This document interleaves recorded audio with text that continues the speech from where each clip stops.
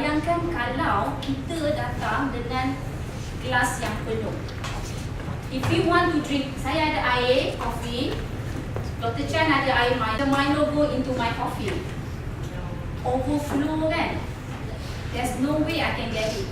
But if I empty my cup first, if I empty my glass first, I'm sure I can drink and enjoy whatever that she is enjoying and drinking.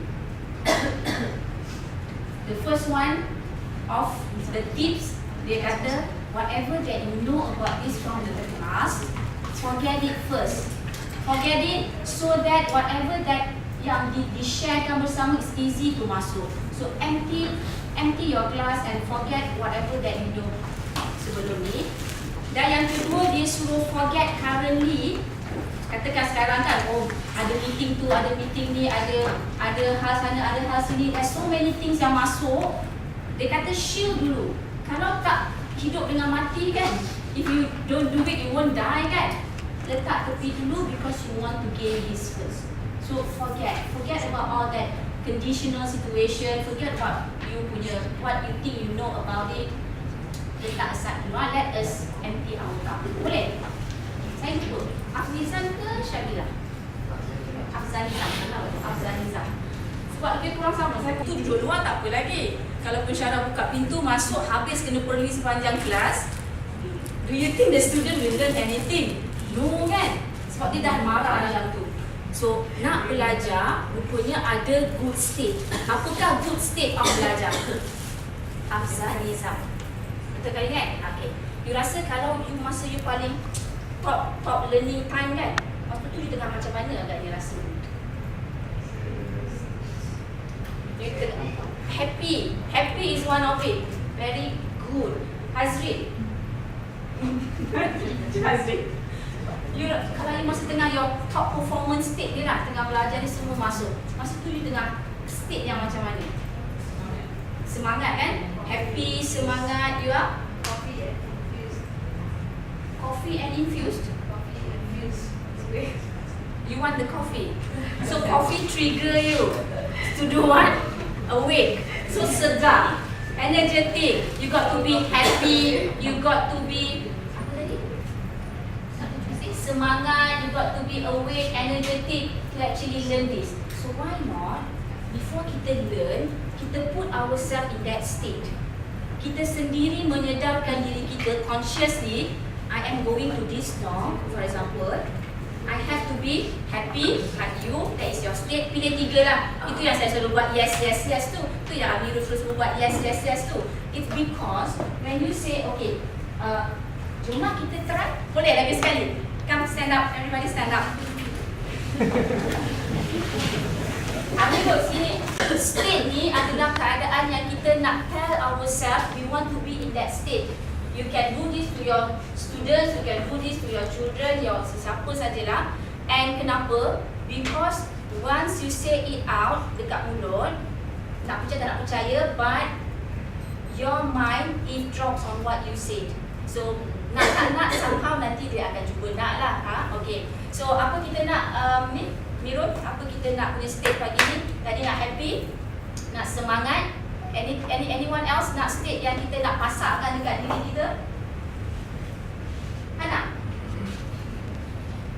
Any state yang you rasa sesuai untuk pembelajaran kita pagi ni? Energetic, semangat, excited, curiosity kan? So kita choose happy, excited, bersemangat. Boleh? And we do like this, we tell hari ini, and then nanti Amirul buat hari ini and everybody follow. Hari ini saya happy, energetic and excited or curious? Curious and then we go yes. That is when kita pasakkan dalam diri kita, I will do that, I will become that. Boleh? Ready? Okay, tarik nafas.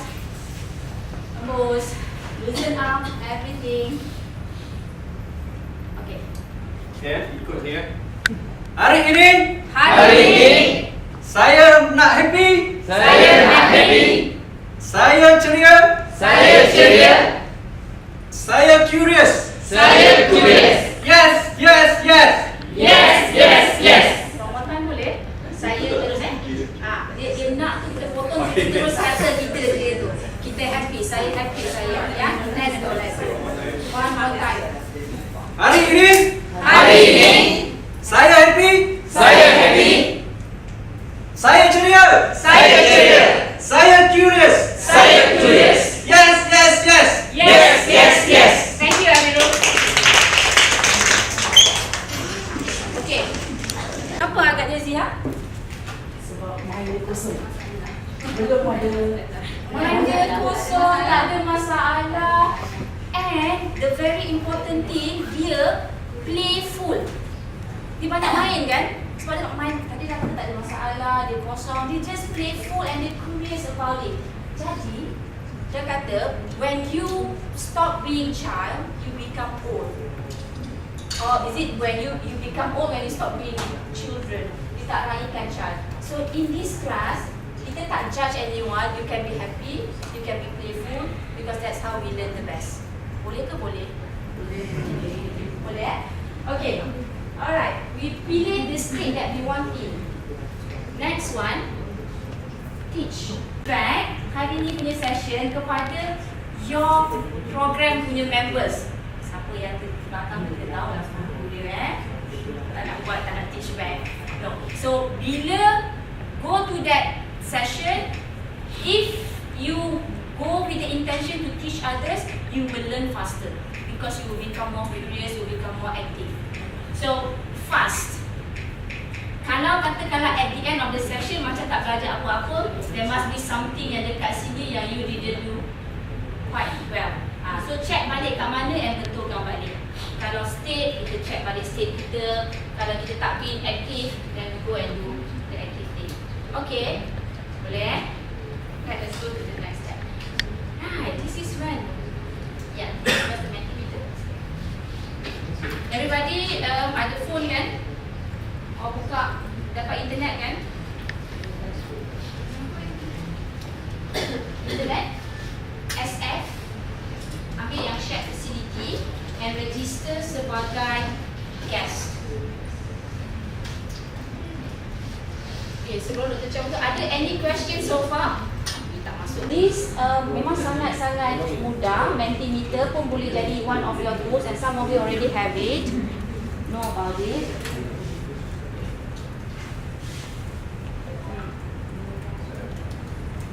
And maybe lepas ni kalau ada buat baju yang second, kita boleh print out all the yang keluar daripada sini and print at the back. Mungkin nanti kita siapa yang tak dapat baju kita akan listing balik. Macam Dr. Zifa dengan siapa Dr. Yong. Ada tak siapa yang tak dapat baju? Siapa yang tak dapat baju nanti boleh bagi tahu sesuai Independent. korang. Dah, kan? So for the time being, ada independent, learning, active, we keep on changing, creating, happy, activity.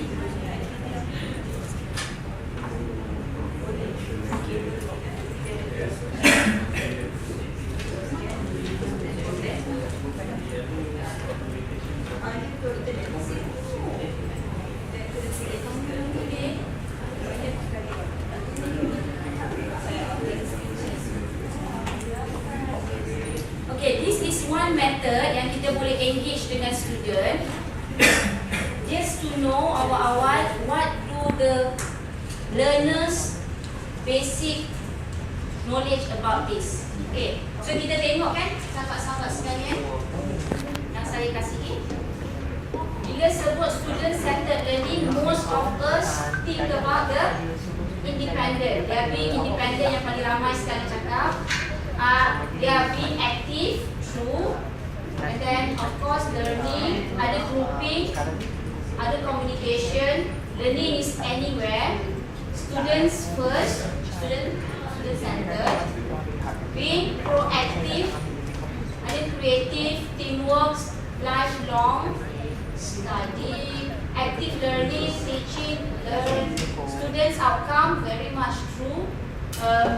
Active, yeah. Knowledge, happy, true. Teamwork and soft skill. Teamwork and teamwork. Anything else? Ada lagi tak?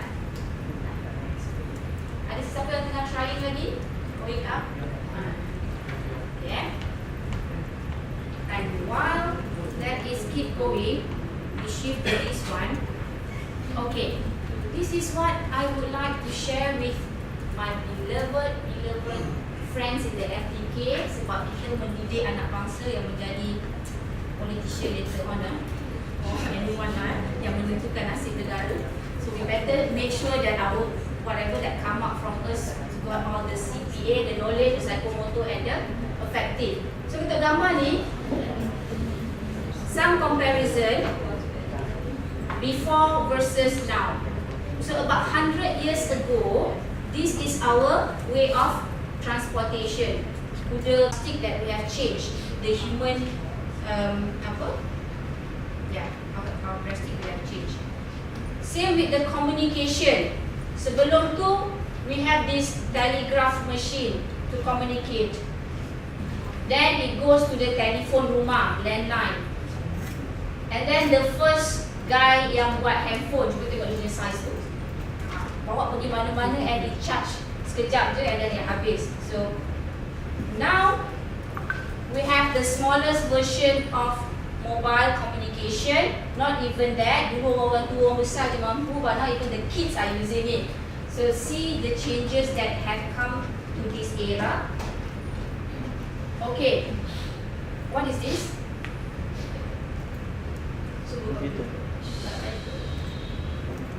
Komputer. This is actually, masa dia buat tu, dia kata komputer. Dia kata, these researchers, the scientists, dia kata by 2004, this is how the computer should look like. Dia predict lah, satu rumah penuh dengan, satu bilik tu penuh dengan the machine, the type, this is the keyboard. Okay? That was 100 years ago, that's about 80 years ago. This year, freshly taken yesterday, kita tahu pun I ambil laptop, and it's very mobile, and it's just, you know, you can bring it anywhere and everywhere. So drastic tak changes tu. You can say drastic. Starbucks lagi ada, tu ada. Yeah, that is us. In terms of education, 100 years ago, cikgu kat sini, anak murid line by line, and 100 years later, it is still the same structure. And kita kata kita nak generate student kita yang, you know, adapt with the need of the changes era, but still kita punya teaching is the same way. How can that be? It cannot be, kan? Okay. So, sedikit definition tentang student-centered learning. Student-centered learning, they are teacher-centered like what we used to do, and somehow they are mixed between the two as well. Teacher, they lebih modern from here. Okay. So they have many kinds of classes with that kind of arrangement, student-centered learning. Okay. And the smart classes as well. So during that time, do you practice a lot of active learning? Honestly, actually, I tak sempat pun nak ada teaching.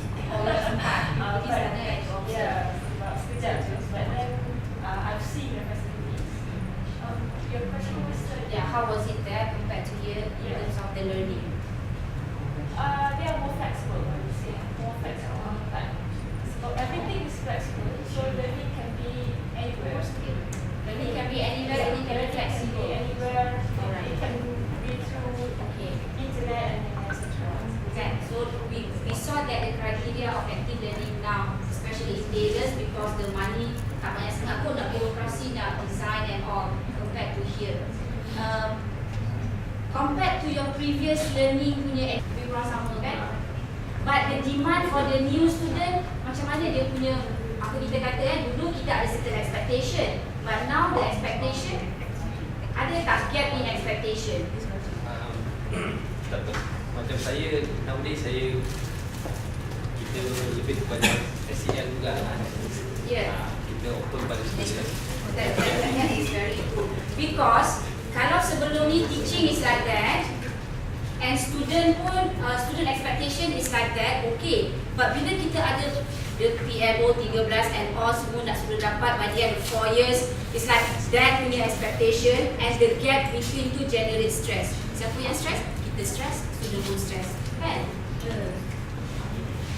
Now, what we want to encourage is teacher, you guys are the facilitator. Yang facilitate je. You yang trigger dia Nizam, you tak bagi semua kat dia. You kata kat dia, you rasa macam mana? Bila dia tanya question kat kita, doktor chapter ni apa assignment ni macam mana? What do you mean macam mana? Don't give them answers straight away. Ask them the questions. Then they will actually go and search. Like my daughter, adik dia tanya, rambut dibuat daripada apa? He can answer a lot more. Lepas tu sebab dia pergi baca the whole passage pasal what the hair is made of. So kita trigger lah dia. Kita kalau kita jawab keratin, kalau yang nak tanya kita tanya lagi kan? Penat kita. So kita kurangkan kepenatan kita, suruh dia yang begitu, kita tanya dia balik. Macam mana dapat keratin tu? And then they go and learn. So in other words, what we wanted to say is less of us, more of them. Biar diorang yang we want them to want to learn. Okay, so this guy Samo Pepper, how to pronounce it? I think it's an exaggeration, but there's a lot of truth in saying that when you go to school, the trauma is that you must stop learning and you must now accept being taught. Sebab bila pergi sekolah je kita learn. No, right? Kata kita kata learning can happen anywhere, especially now zaman internet. So, what do you understand about active learning? We just go through sebab little bit of. That's a very good question. Lalu cakap pasal aktif, macam mana nak aktif ni sebenarnya? You cari macam mana nak aktif ya. So, by definition, by explanation, active learning activities help promote thoughts, higher order thinking. Kita sekarang ni dimohonkan dengan kebat. Kesian anak-anak. I'm telling you the truth. My daughter when she sit for UPSR, soalan tu kalau dia nampak kat tepi tu kebat, terus tak nak jawab. Susah. Because we label it such way. Kalau dia, I pernah buat eksperimen, I tutup dia kebat, motor set bagi dia yang tak ada kebat, dia boleh jawab. So now, because the teacher said this is hot, you know, very, if you can think about it, susah. So, cara kita drill our students, kan, kalau kita dah masukkan that belief dalam dia, yang this is difficult questions, susah lah dia nak break dia punya heart barrier tu. And we want them to be engaged in deep, not the surface learning. Macam cikgu ni lah, macam dia kata, I expect you, macam I kata kat you, I nak semua orang be independent, innovative, critical thinker, and do exactly like what I said. How independent can you be and how critical can you be when you have to Outside school. Tadi tu dia connects learning with the world. Sekarang dia passive je kan? Okay. Next, what's responsibility for learning? Semua kena tunggu kita lecturer yang bagi. Dia tak ada pun nak initiate. True. Next, passive, zombie-like acceptance of information. Okay, zombie-like. Externally motivated. Okay, ini kan bila dia ada game je, bila dia ada hadiah je, macam kita nak bagi hadiah buku, tu je yang dia motivated. Dia tak ter-driven pun dia. Contohlah. Okay, next. Okay. Hides, denies intellect. Ni kan dia lagi lah tau, dia pandai tau. Dia sangat pandai, tapi dia tak mau involve. Dia buat diam, buat bodoh je. That's why kita kata because they are the passive learner, but they know many of dalam ni yang first class sebenarnya, I know. Tapi kadang-kadang dia tak nak get into, nanti kan dapat kerja lebih. You know, I bagi idea, dia bagi idea kan, you buat really something like that. Next one. Comes to class unprepared. Close-minded, intolerant to ideas. Boleh?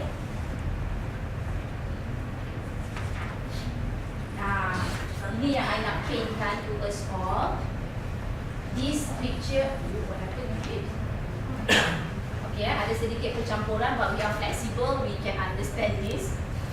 Ini adalah continuum student centered learning. Hari ini kita berada di sini, active learning. But actually, student centered learning, dia ada stages dia. untuk make lecture active by involving all students. Lepas tu dalam kita punya active learning, maybe nanti I ask you something, then you kena buat kerja bersama pair. That is collaborative learning, informal group activities. Naik satu lagi level, cooperative learning, where you ada team yang sampai habis sesi tu you bersama dia. And these are the PBL, problem based learning, di mana you engage the student from the very beginning of the semester to the end of the semester. Ni memang lebih highly student lah. Ini walaupun kita buat this, masih lagi I berdiri kat sini and give things. Walaupun kita try to do the student-centered learning, but it's still a lot of instructor define learning style. But it is very important because this active learning dia macam mana tau?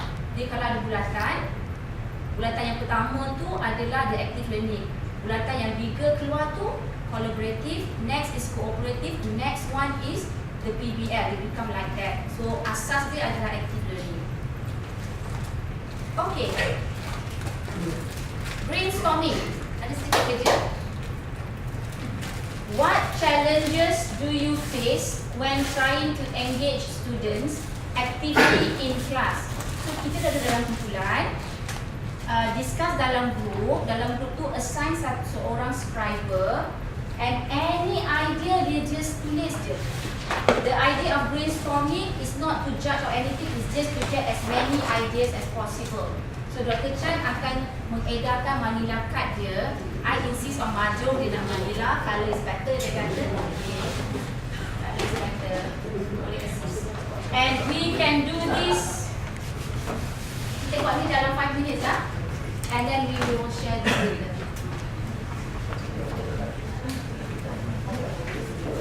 Ada marker juga. Do you ask everybody to bring marker? Every table has got markers.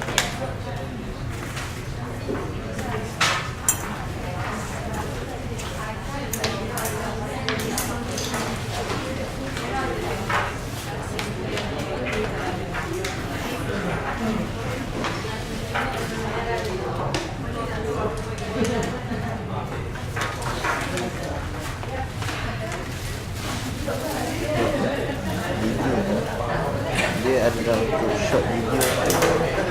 Videonya sebenarnya kita nak boleh satu orang kata panjang lah, macam 1 jam ke apalah sebenarnya. Cuma awak boleh ambil sikit mana yang penting. Nanti UCITV boleh pilihkan lah. Sebab sekarang ni bateri 5 ni pun tak ni kan. Space dia dah penuh belum? Space dia penuh tak? Boleh 3 hours ni. Macam mana awak nak tahu dia sebenarnya dah rekod yang awak rekod tu? Boleh tengok tak? Reflect saya tak pasti.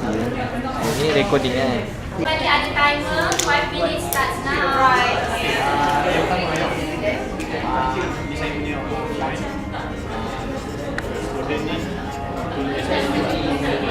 Kita ice breaking lambat lah. Usaha dia lagi.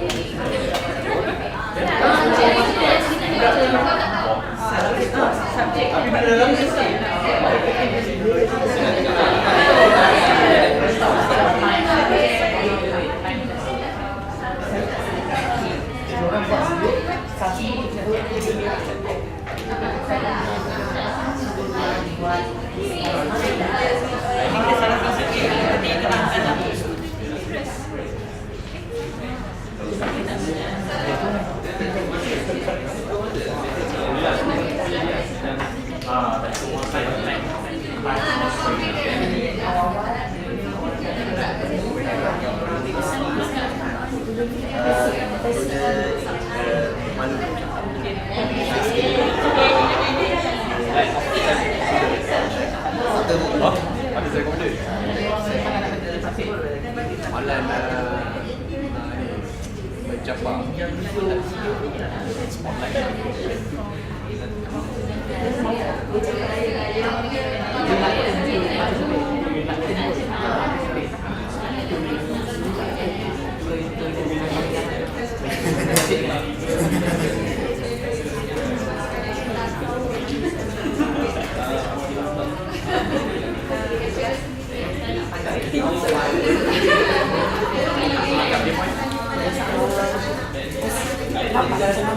And then within 5 minutes, tampal the kertas on the wall.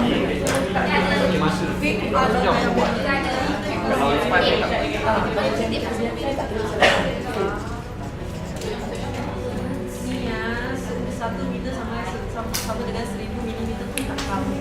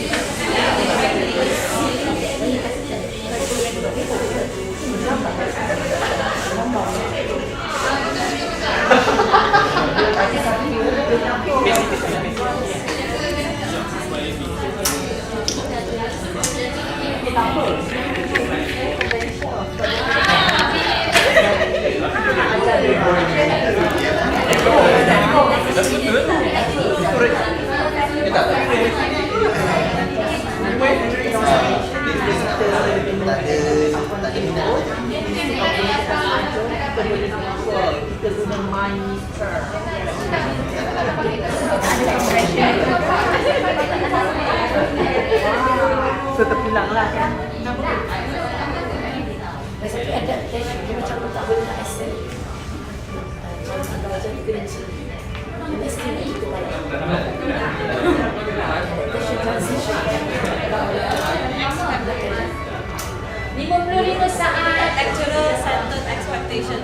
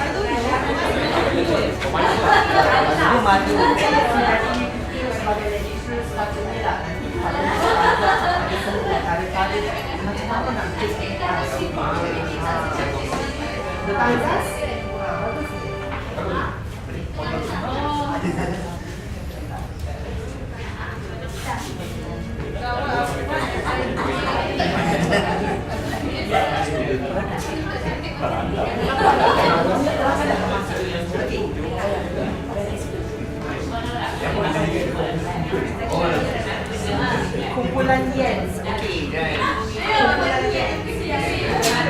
Kumpulan yens.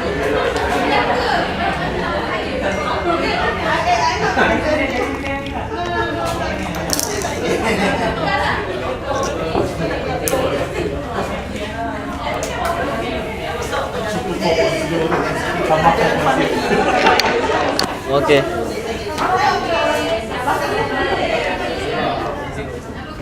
Cuba buat. Nina, nama kumpulan apa?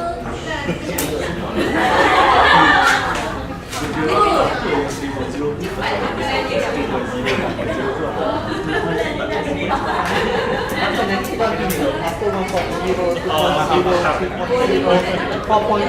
Pakar dia pakar. Dah lah pakar. Baru kita belajar. Kalau education 4.0 macam cara konvensional lah kan kita more on apa ni kan kalau punya lecture yang tak semua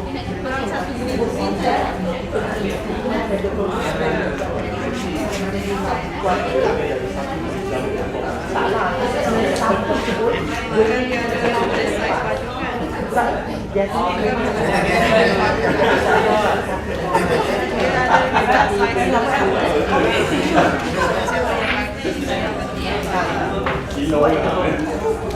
tiga sebenarnya heterogogi. Empat katanya Ana kata apa? Cybergogi. Cybergogi. Cybergogi. Nanti Ana di sini.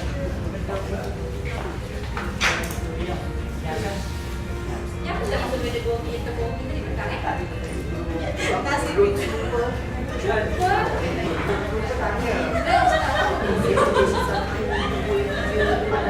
Kan ada dalam internet juga. Cuba Google.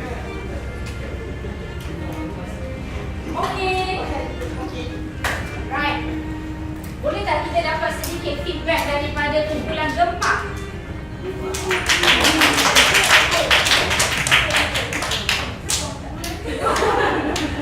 Okay. Kumpulan gempa. Apa yang telah dia come up with semasa buat brainstorming tadi? Kumpulan gempa Dina. I don't know. Kenapa kena Dina? Cepatlah. Ayah lain terus pilih ya. Nanti kan ini di antara challenge yang pertama sekali time consuming. Jadi yang siapa yang tahu? Who was the scriber? Scriber terkadang scriber. Kita tak suruh scriber kat sini tapi kat kisah. Tanya siapa scriber? Okay guys, let's pay attention. Kumpulan gempa. Dah. Okey, cukup.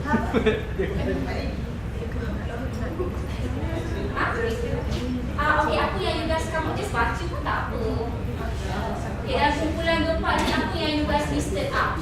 Okay, first kali kita mencadangkan lah time consuming lah. Mencadangkan maksudnya you identify, kenal pasti Pasti time consuming lah sebab kita extend dah kita nak habis masa nak faham apa business kita nak buat, kita rasa dia macam kita kelas kan.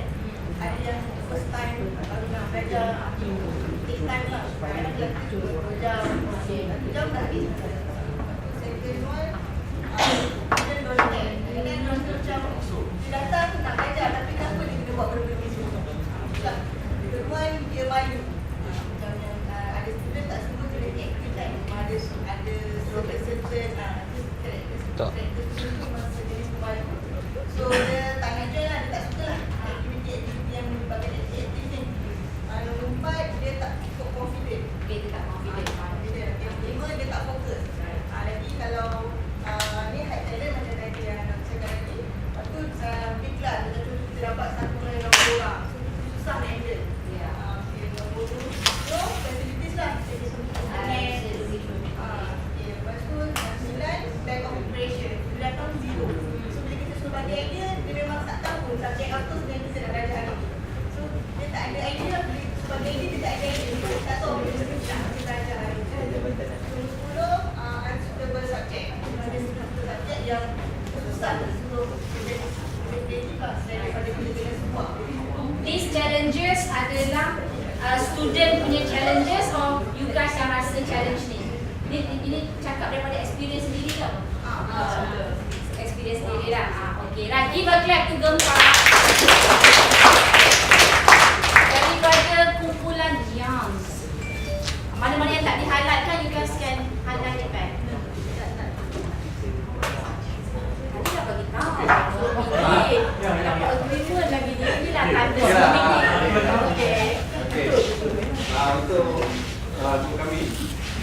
first problem yang kita identify, challenges. So yang first kali masa untuk ice breaking student. So macam let's say first week kita mengajar dia first time, kadang-kadang sampai dah nak mid semester baru nak start get along ataupun selesa dengan kita, dia baru berani nak interaksi dalam kelas apa semua kan.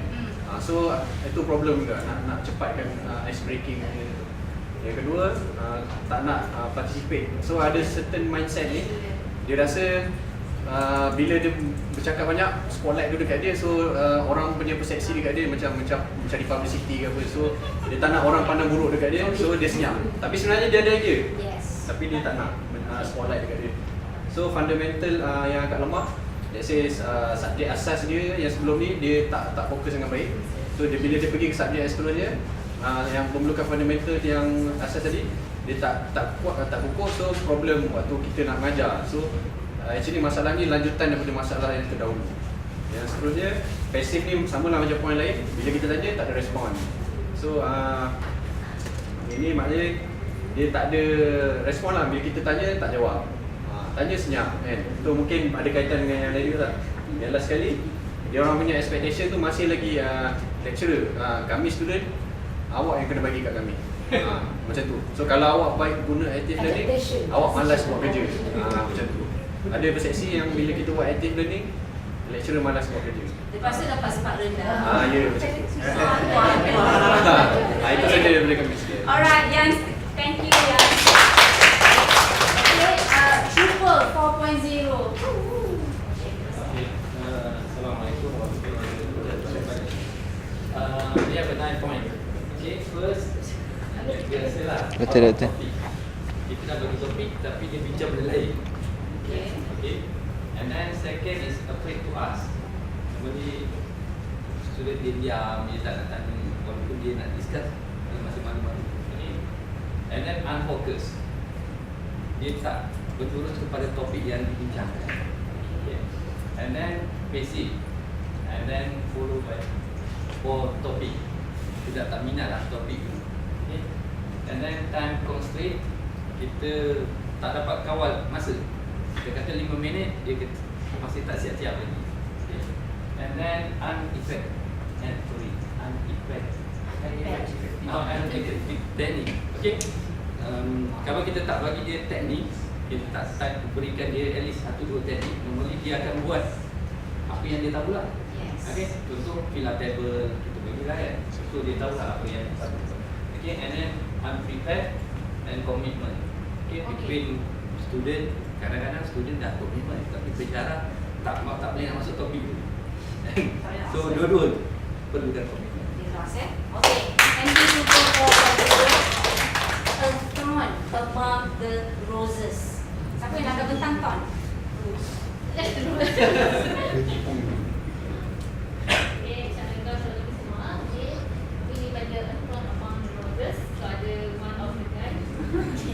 So ada 8 point lah dari the change of the active learning. So first thing about students pemalu. So maksudnya dia tak ataupun tak confident lah. So dia tak boleh nak stand up, nak give dia punya idea lah. So secondly reward best. Maksudnya kalau kita tak bagi reward dekat dia macam extra mark ke atau something dia tak nak get involved in class. Third sleepy. So dia dah tired the whole day dari kelas. Petang section ada teori kelas. So dah tired, so dia tak dengar lah, dia feeling sleepy during kelas. So for class day up, maksudnya condition kelas tu tak effective lah. Sometimes ada certain kelas dalam lab. So macam kita nak move around pun macam tak effective that time. So 5, language barrier. Maksudnya some of macam during class kita guna the 100% in English. So some of student dia tak confident speak in English, so dia tak nak give feedback during class. So the barrier dekat situ lah. 6, unprepared. Maksudnya kita dah bagi notes previously, tapi dia tak prepare, dia tak baca, so dia tak nak bagi feedback during class. 7, lecturers boring. Maksudnya dia serious. So maksudnya dia select lah. Macam certain lecturer dia suka lecture ni, dia give him off lah. Kalau dia tak suka lecture ni punya style ke apa, dia dah tak nak him off apa-apa. The last one, the subject. Ada certain student half dia minat teori, ada certain dia tak minat teori, dia minat calculation. So they write about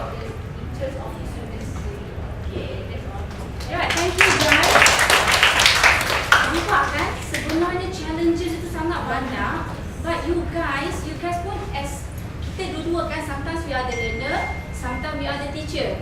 So kadang-kadang tu kita malu lah, kadang-kadang kita nak teacher pun tak nak kan. So bila jadi teacher and bila bercakap dengan student, let's say you cakap from their point of view.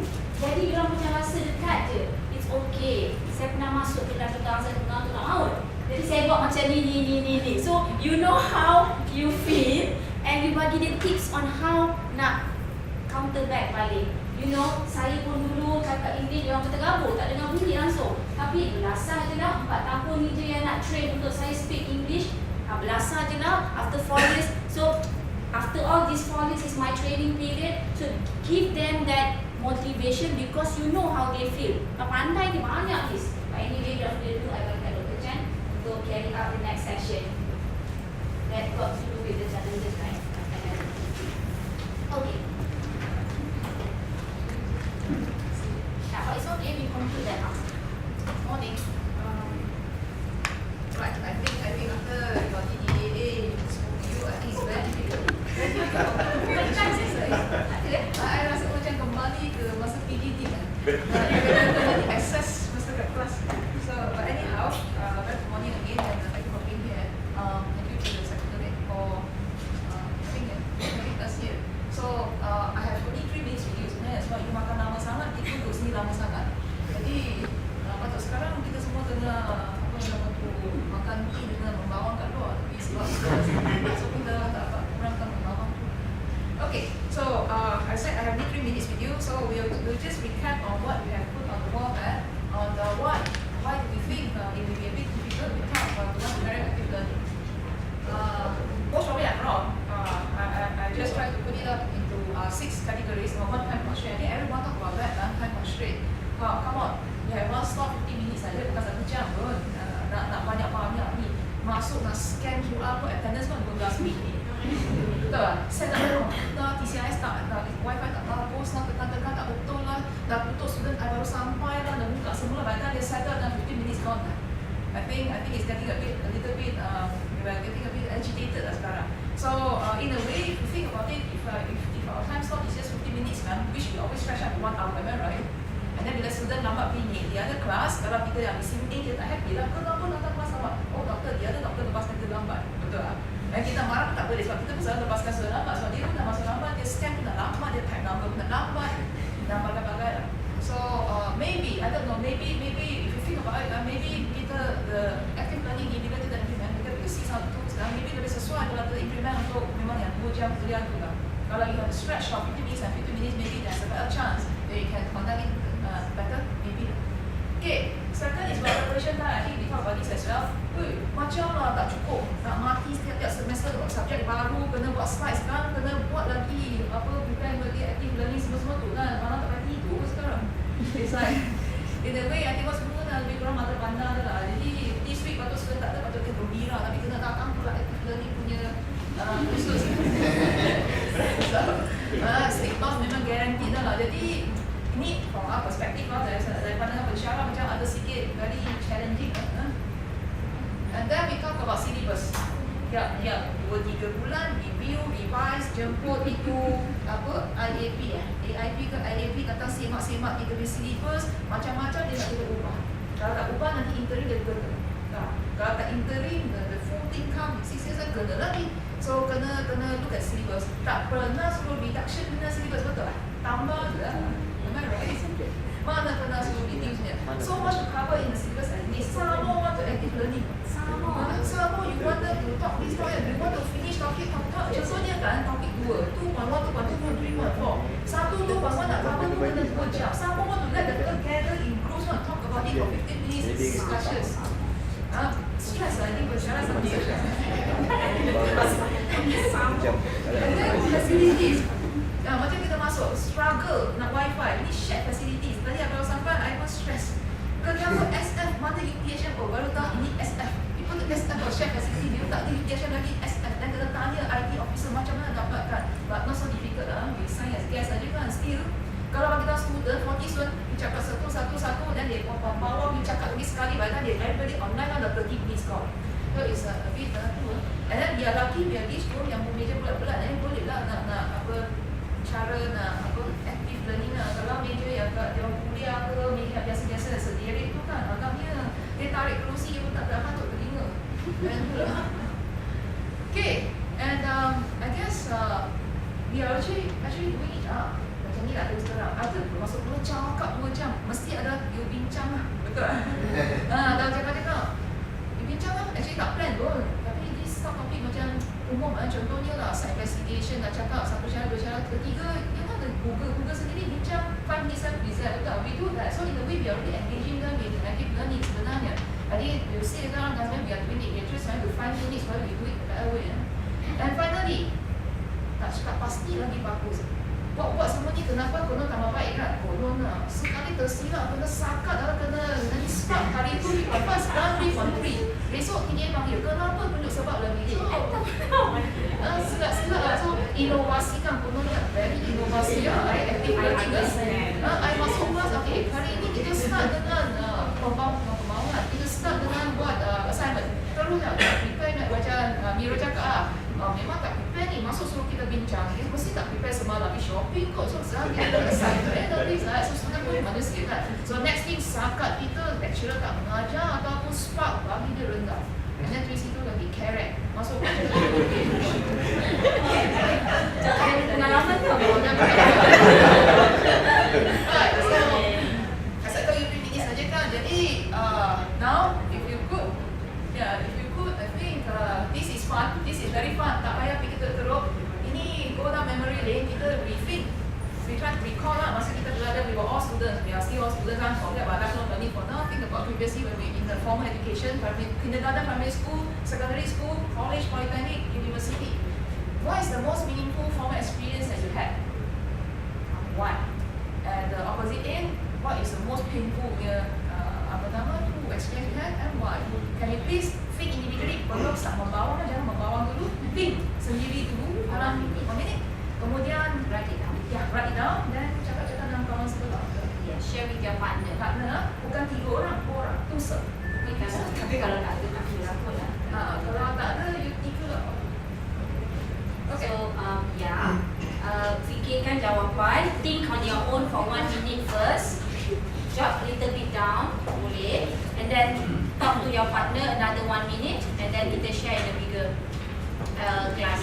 Ingat tadi challenges nak buat AL, tak nak participate. So kita present up lah. Okay, 1. Just press my present.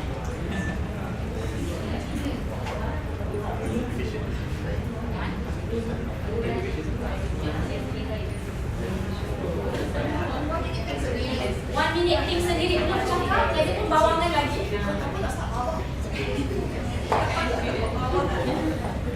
Think on your own first.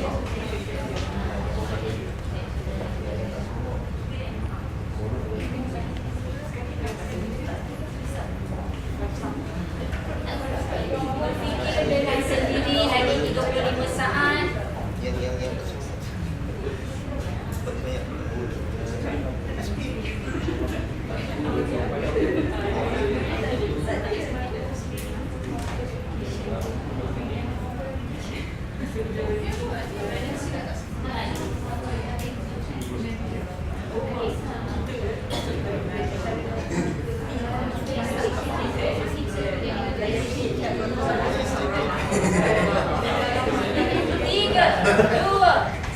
Okey, mulakan sharing dengan partner. 2 minit lah take dengan one time each, 1 minute each. Okey.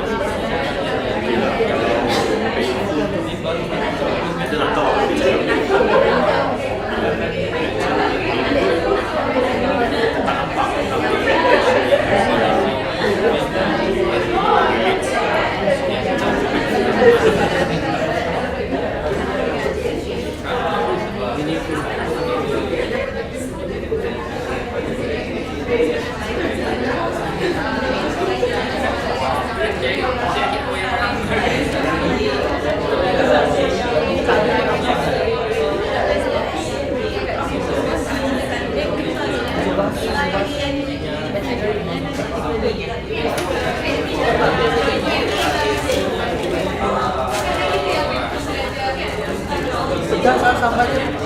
Kan? Dah sedap ya?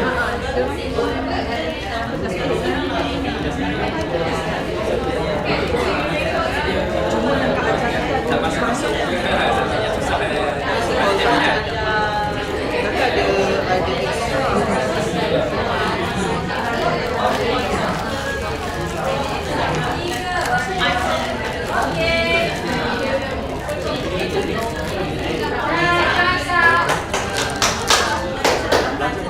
Can we have attention please?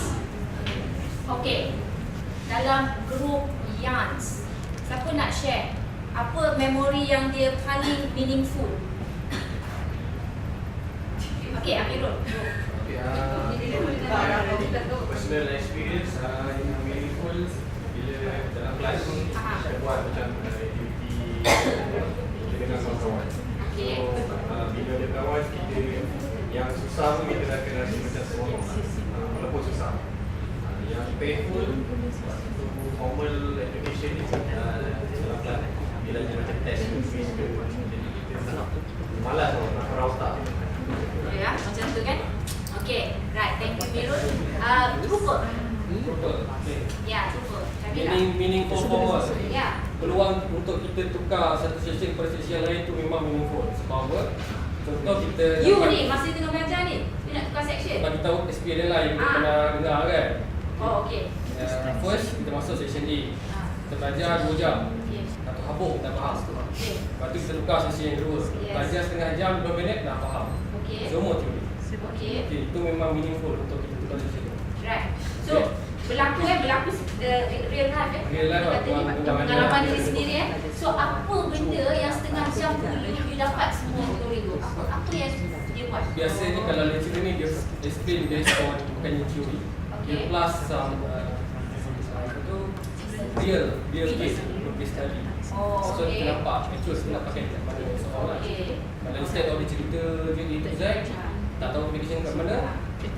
Itu most meaningful Okay. Any worst? Tak share worst. Yang worst, yang painful maybe kalau dalam kelas tu too much teori dan lecturer tu explain tak ada dalam tutorial. Macam dia rasa explain dia bila tu soalan dia ada belajar nombor 1 dan soalan X, Y, Z sampai dengan 3 gitu. Dapatkan X. Dia cakap dalam sebuah weekend tadi. Iyalah. Maksudnya kalau lecturer ni dia sebagai tutor dia akan bagi tahu experience dia plus dia buat sama-sama dengan student. Okay. Right. On among users. Any meaningful? Painful, Any meaningful? I'm going to start.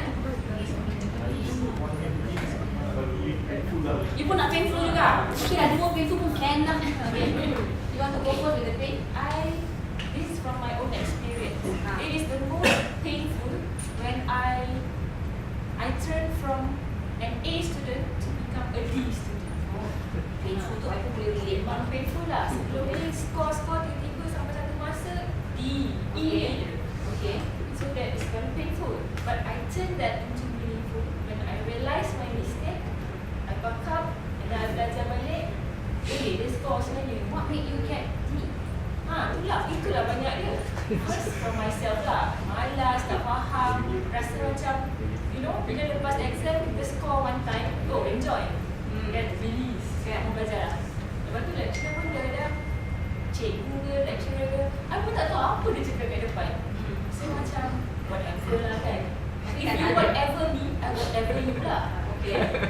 So tapi as the time pass by, kita getting more mature kan. I think mistake lah.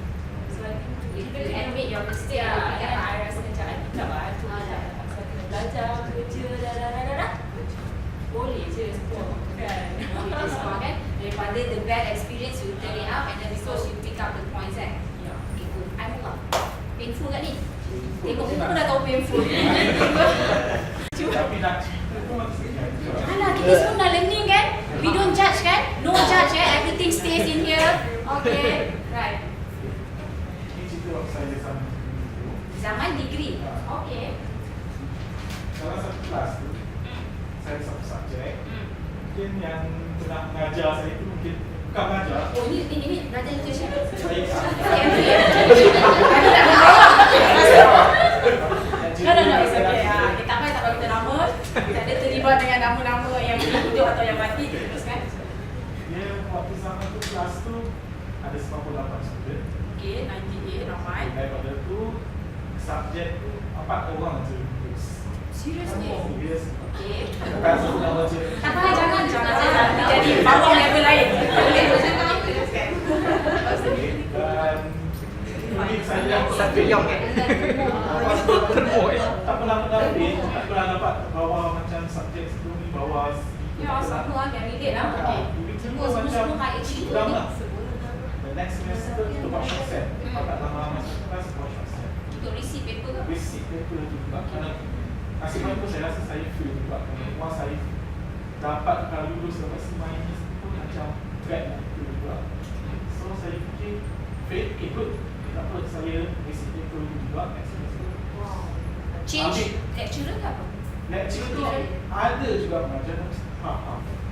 Okay dah, tak ada casualty, tak terus sangat lah. Okay. Akhirnya Alhamdulillah saya berjaya juga dapat Ya. minus. You rasa kan, apa yang A minus kan? Apa yang membuatkan you rasa that lecturer grade everybody else fail except the 4? Apa yang diajar you rasa tak faham ke apa sebenarnya? Dia tak faham, saya memang tak faham.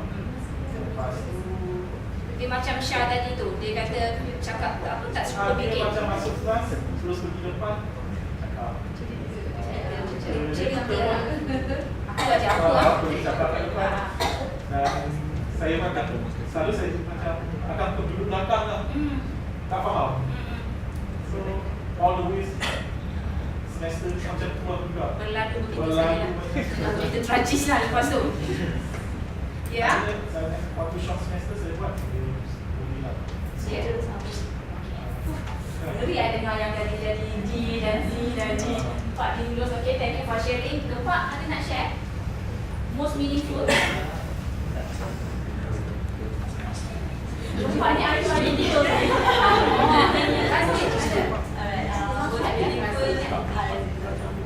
Most meaningful bila dapat lecturer yang macam banyak pengalaman, so dia boleh relate lah dengan apa yang kita belajar kat kelas dengan real job kebetulan kita rasa macam inspired lah Yang painful. Ada satu lecturer tu saya dulu belajar dekat Innovator, jadi dia ada satu lecturer dia racist dengan Islam. So dia macam every example mesti macam relate to Muslim sebab dia rasa dia tak faham dia Muslim. I don't know lah, dia adalah How do you cope with that?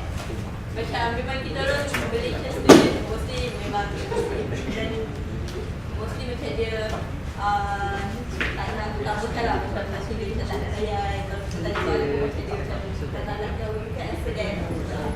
So You can't answer that? I mean like macam dia tak nak layan lah, macam kita tahu dia kalau orang tu tak nak kalau you tanya dia tak nak Bodoh je. Not interested. Whatever lah macam kata Mimi tadi. Okay, betul chat. Shirin. You? What is your most meaningful formal education? Share. Sana lah. Share lah. Kata belasah kan pun tahu dia balik ni siapa ni. Tadi kan cakap lah. Apa? Share. So kalau formal education, that's what I found very far back. I found when I was in the form 2. Masa tu sejarah, because I like history. So we always tell students study the module. Balik lah baca dulu sebelum masuk kelas kan. Tapi normally students don't kan. Kalau dia minggu ni nota tu terlibat, minggu depan akan terlibat juga betul asal tak pernah buka.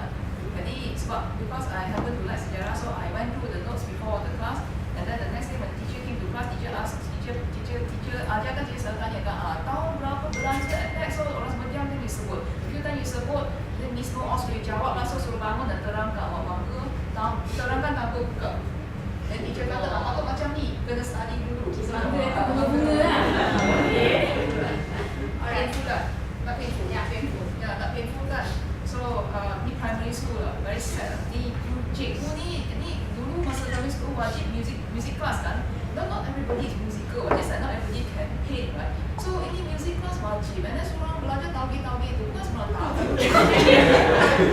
Nak cuba nak 5 line kan, nak cuba nak lukiskan kan, baru nampak sikit. So teman rotan, I was top student di kelas, kena rotan depan kelas, malu kok. Rotan sudah duduk depan tika tu, it's like macam isolation. Quarantine dia tu sebab you tahu duit, my goodness. So what did you do after that? Do you hate the teacher or do you hate the subject? I don't hate the teacher actually. It's a green Volkswagen, not that called.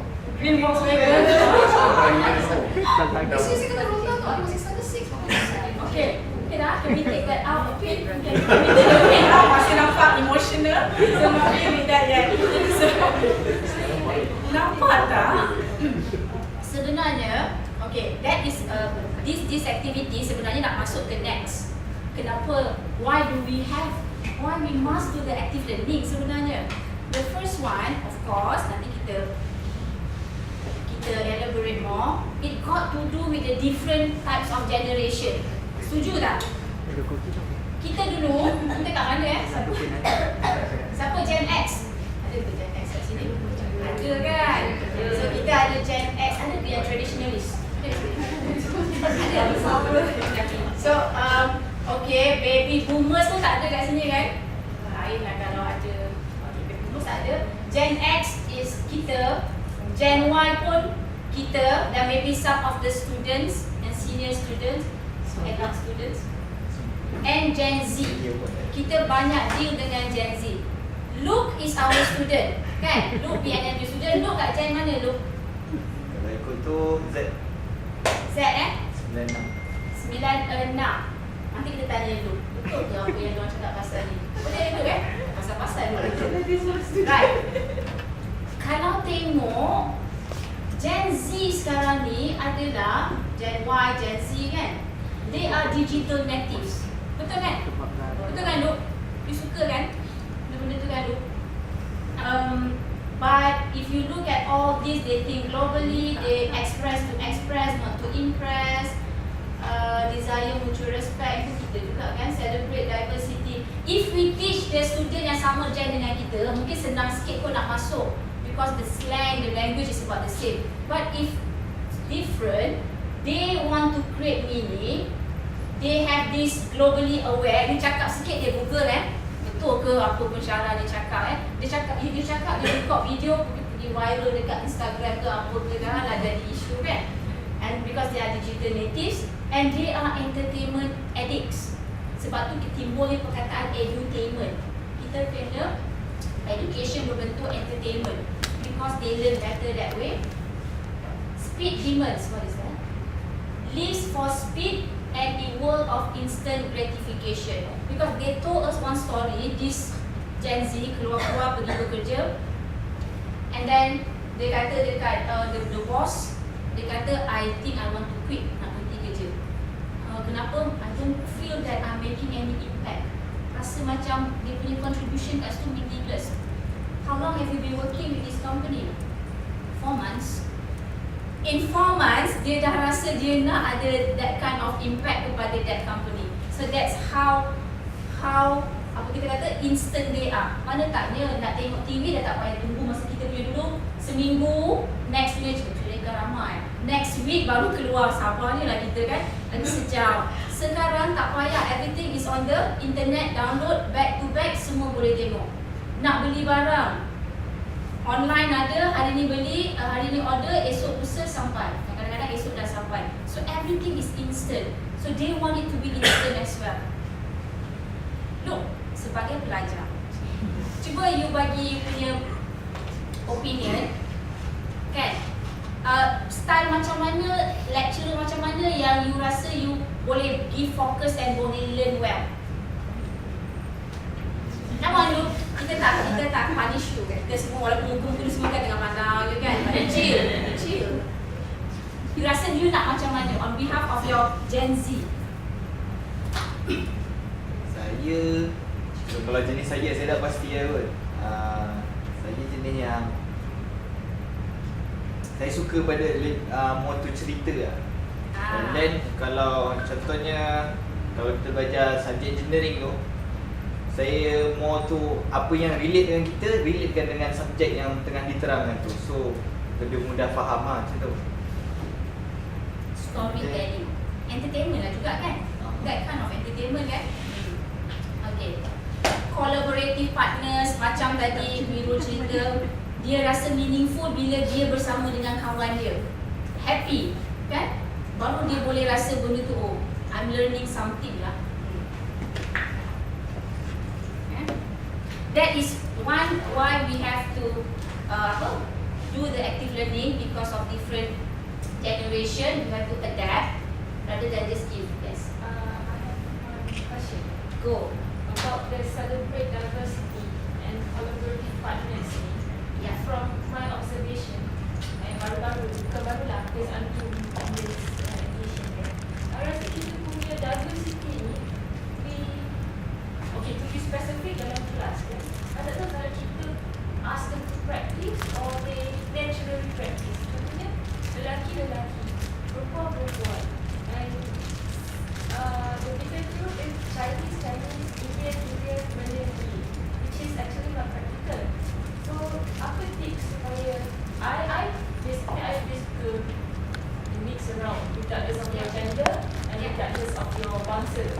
Tapi sometimes I sendiri pun rasa macam kalau I cakap you nak campur lelaki perempuan, nanti I pula yang orang cakap you promote apa ni. So what is your Tips lah. tips or what is your Good questions. Okay, good questions. Can we open the question to the floor? Mimi tanya, macam mana kita nak mix and mingle the student sebab kita nak diversify kan that kumpulan. Based on experience, ramai yang banyak experience. Okay, ada tips tak? Anyone?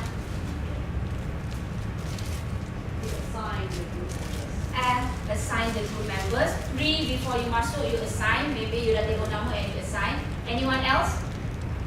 Okay, this is what we do. Entrepreneurship class. We know lah, kita tahu kalau dia gang, mesti duduk dekat-dekatnya. Betul? Betul. If we want 5 groups, kita suruh dia count the number 1 to 5. 1, 2, 3, 4, 5. 1, 2, 3, 4, 5. Now, sit in the number of 1, 1. Satu kumpulan. Kenalah bangun. Kan? Pergi kat 1 kumpulan. So, they have to mix. That is the first one. Katakan kita tak nak dia duduk sekali satu gang kan? You want to diversify. So, give the number. There is also a method pre-assigned to di mana you already know your students. Mana yang leadership yang terlebih sikit, mana yang jenis bagi idea. So you want to pre-assign mereka sebelum mereka masuk ke kelas, and you just, okay, these are 1 student. You bagi ikut dia punya karakteristik dia. The easiest one is to number them, and they will always changes the number. Like Dr. Chan was saying to the entrepreneurship because we are sharing class this semester. Dia kata no Chinese in the same group. No apa dia cakap? No guys in the same group. So kalau tak nanti tak boleh form the group. So they have to move about. Kan? Macam itulah contoh. Is that answering your question? I think that is what we have known for years lah kan. Selalu memang actually kita buat macam tu. But my observation is until tahun 4 final year pun dia punya character mindset is still sama. So it's actually I don't know lah whether that is effective or not. Tapi yeah, that's good point. That's good. Ask them to mingle when you can mingle. Kadang-kadang kita tak boleh nak elakkan birds of the same feathers flock together. You rasa serasi, you flock lah. Macam tu. Tapi you want them to also expose to other things. Orang luar pun ada bagi I cakap, bila I masuk universiti I nampak the same thing. Macam ni sama. When people from outside can comment that kind of thing, I think that is very obvious lah. But I don't blame anyone. Itu adalah kita punya tugas lah, whether or not we want to make it. Nah, sekarang kita nak buat adalah make the unconscious conscious. They are doing it unconsciously, but we want to dictate out. We tell this out, so we make the unconscious conscious. Yes lah. Satu benda yang Lam nak share dari perspektif industri. Sebab masa kita pergi dekat industri, kita tak boleh choose partner kita, klien kita, customer kita tak boleh choose. Kalau perempuan nak deal dengan customer lelaki, kita tak boleh avoid. Takkan kita cakap dengan bos saya tak nak deal dengan dia. So the best part is bila dalam learning, kita perlu fixkan group untuk dia orang, so that dia orang tak boleh choose. Justifications dia, bila kita pergi dekat industri, kita tak boleh choose partner, kita tak boleh choose colleague. Kalau saya tak nak kerja dalam satu teamwork dengan dia, tak boleh. Takkan kita cakap dengan bos, kita tak nak choose, kita tak nak satu team dengan dia kan. So kita patut mix in terms of diversity lah, in terms of leadership, in terms of races, lelaki, perempuan, semua kena mix dalam satu group. Yeah, in industry belum lagi you mix with different level. Yeah. You, your supervisor, the one with under Betul. you. So kita kena be flexible about practicing our communication skills. Good. Okay. Let us go to the next one. So these are the strategy that we can apply. We give them the edutainment. Sebab mereka suka, tadi kita kata presents and all kan. Kadang-kadang kita bagilah coklat, kadang-kadang bukannya hadiah tu mahal pun, tapi because of competitive punya nak menang. So you letak gula-gula satu pun diorang will become excited about it, because they like challenges. And kita try to make a teamwork. And macam tadi teknologi kan, dan kita guna all that Mentimeter and all. They like discovery, so kita kena buatlah sedikit kerja supaya all this kind of activity ada dalam kita punya kelas. Okay. Link learning to make a future. This is like what Luke has kita punya pelajar kan, pelajar tercinta kita. Dia kata dia naklah apa yang dia belajar ni ceritakan to apply in dia punya life. Masa I dulu belajar dekat UNIS, statistik, I tak tahu pun statistik tu untuk apa. I end up hating the statistik. Bila dah keluar, banyaknya lah yang kita can do with the statistic. It's just that masa belajar tu, they don't tell in the real life what could the statistic tells us. Nak predict apa. So the second yes, this is very interesting. A cone of experience. Pernah dengar tak Confucius? Confucius cakap apa yang berkaitan dengan hear, see? Boleh tak buka sekejap? What does Confucius say about if I hear something?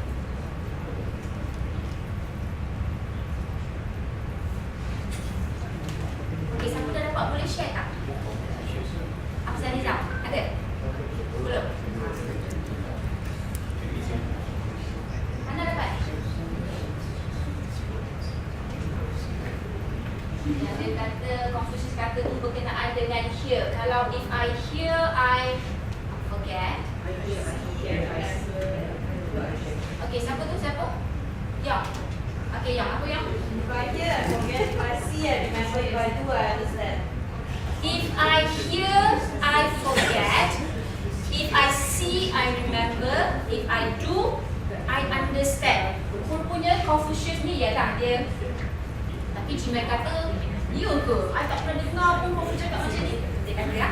So anyway, it's actually got to do the cone of experience yang atas verbal symbol. This is how people learn the experience. The verbal symbols, the visual symbols, the radio and recording stimulation, emotion, exhibit, field trip demonstration, dramatic participation, contrived experience and purposeful experience. Ini adalah kedalaman experience dia.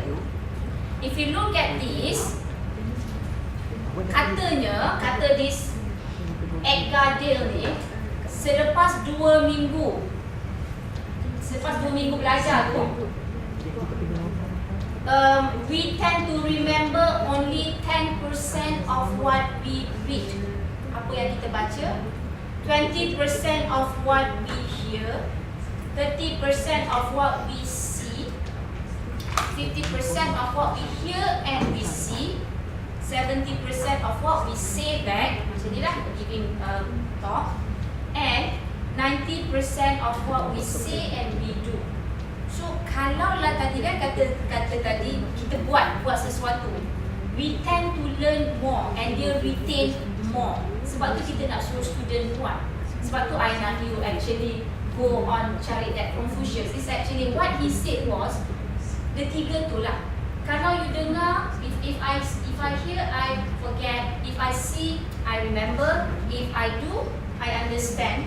It's because of this. Kita tadi kan yang fast tadi kan, yang quick share tentang how to learn faster. The last one is teach, betul? Because when you teach, you say, you do. That is the highest of learning curve. This is, I think you guys will love this, especially young, because this is the Bloom taxonomy. Ada berapa level untuk kognitif enam. The very low level is to remember, kan? Bagi you suruh dia ingat. Lepas tu dia faham lah, dia boleh faham dan relate sikit, comprehension lah. Then dia boleh apply, ambil that issue and apply dalam sini dah sampai C3. Dan bila dia boleh analyse the whole situation, macam ni ada pro and cons, ada positif, ada negatif, that is analyse. And dia evaluate, rasanya lebih baik sekiranya begini. Kan bila dia dah evaluation, and it goes to the highest of creation. So I think this is the solution for this issue. So dia create. Kalau tengok macam ni lah, dia kita nak matchmaking kan dia. Remember ni just by us giving the lecture 5%. Okay, and then goes to reading, goes to audio visual. Bila kita demonstrate and they know how to apply, it's about 30%. When they go to teach others, dia 90%. Sebab tu dalam kelas active learning, kalau katakanlah chapter tu you rasa you nak suruh dia ajar sesama kawan dia, you assign. Like if I have one chapter, ada 5 topik, 1, 2, 3, 4, 5, seorang satu ambil satu topik tu. Sama juga dalam kumpulan lain. That we call cooperative. Untuk katakan Afzalizam satu subtopik satu, nanti dia duduk dengan subtopik satu sana, subtopik satu sini, subtopik satu sini, and they together dan dia bincang apa yang penting kita nak ajar, kita boleh group balik Lepas nanti they go back to their group and they teach. So nampak tak? Bila you involve them into teaching, you actually help them to learn more. Okay? Right. The third one is student engagement is a state of emotional and cognitive commitment or willingness on the part of the students to participate in a task or learning goal. Katanya, okay, dia kata emotion combined with the information, they become the long-term memory. Kan? Kalau emotion kita at the highest peak, happy, bagi cikgu bagi information dan kita tengah bersedia, what does it become? Long term memory. Kita boleh recall dia balik. So if you look at this, ini menarik. This figure is very much interesting. Ini adalah teaching method. Andai kata kita pakai passive, ini adalah active. Ini adalah student yang selalu high score. Maksudnya dia punya cognitive level dia tinggi lah. Ini adalah student yang biasa-biasa, average sahaja. Bila kita mengajar macam biasa je, the high achiever dia memang dah dekat atas lah. Jadi dia sampai dah level applying, theorizing. Tapi student yang memang lemah tu, memang dia boleh sampai remember, note taking je. Sebab that is dia punya kemampuan. But when you as the lecturer, you introduce active learning, you suruh dia ajar balik kawan dia walaupun dia low achiever ni, you push up dia punya learning curve sehingga the difference between the high achiever and the low achiever become smaller and smaller. Bagus tak? This is kajian tau, memang dia buat proven. Jadi kalau kita punya student, majority pun ramai, berapa ramai sangat yang very high achiever kan. So if you want to help our student, we plan our lecture or teaching and learning supaya we increase this student punya graph. Okay. Ini I nak bagi Dr. Chan explain. Because I rasa dia explain dengan web. Okay. Please explain. Sebelum kita go for break. Saya kata juga. Kalau student right. Okay. Very quick. This chapter,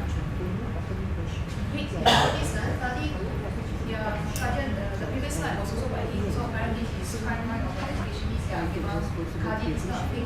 Saya ringkas, if you look at this very quickly, di bawah English, Dr. York semua dah faham this OBE ya, rasa. It's a pre-stage, there's a process, there's a product. The product is an outcome that you want. The pre-stage is apa nama tu?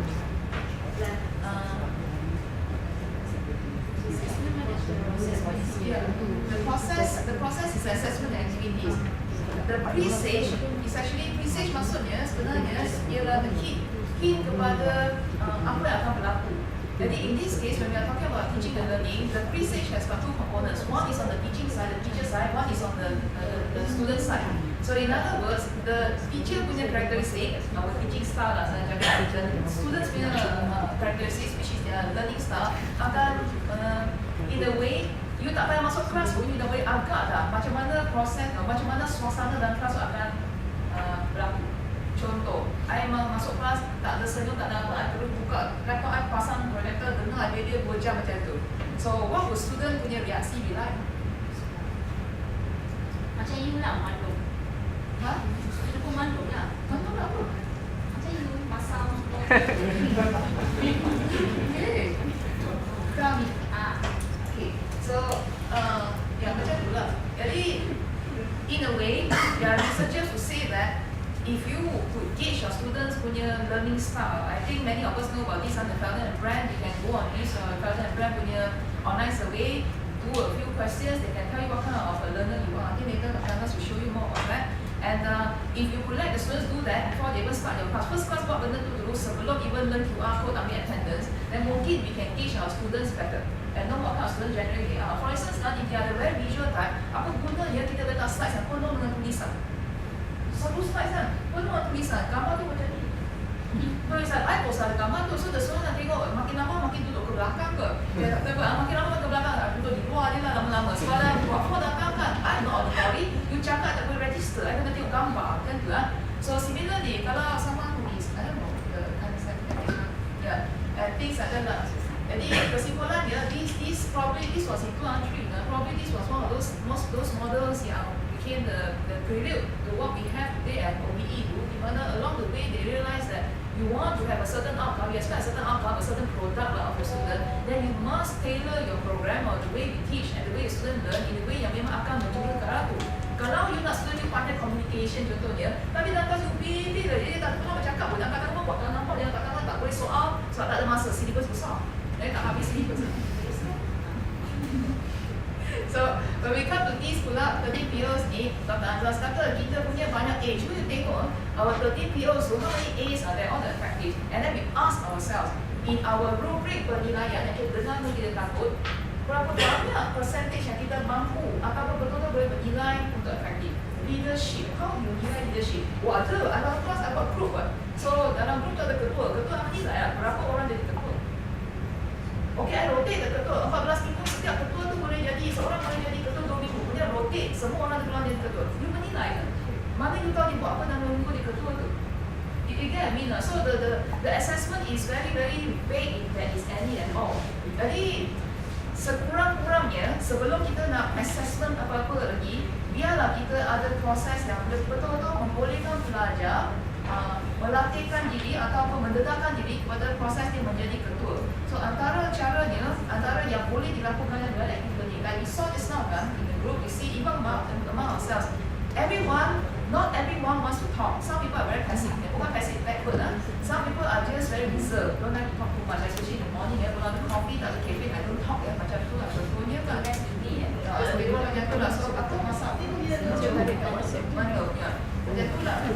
Right. So then it is impossible for the student. Bila kita tanya industri, bila kita tanya industri apa yang penting, they will talk about communications kan. So communication, they will talk about teamwork, macam mana pelajar tu, the ethics. Impossible they can learn all this by just lecture. Betul ke betul? Betul kan? So we got to design other style of learning supaya dia dapat yang tadi tu lah efektif tu. Tu je tadi tu kata tu, why does staff think we learn better sitting down all day? Possible kan? So ini yang Dr. Chan punya kelas. the student actually go outside. Ini dekat luar Mama Linya. Datang and actually they do it themselves. They discuss on how to actually do this. They perform the communication, they perform the teamwork. They buangkan the malu-malu. Ask them to. Okay. That's it. Okay, habis di sesi. Before we go to a quick break, boleh ke 15 minutes break? Boleh. So sebelum tu kita nak what are the main differences between AL and the conventional way that we conduct our class. Sendiri buat list selama 3 minit list fikir sendiri selama 3 minit, tuliskan and discuss dengan partner sebelah dan lepas tu kita sharekan dalam kelas. Boleh? Okay. Kan? Okay, this is your 3 minutes punya 3 minutes punya kerja. Lepas tu we have one final question. Post one burning question about AL. Apa-apa yang rasa terbuku di hati nak tanya ke, you can do that. Kita minta post di Google Classroom. Semua orang dah jadi Google Classroom member kan?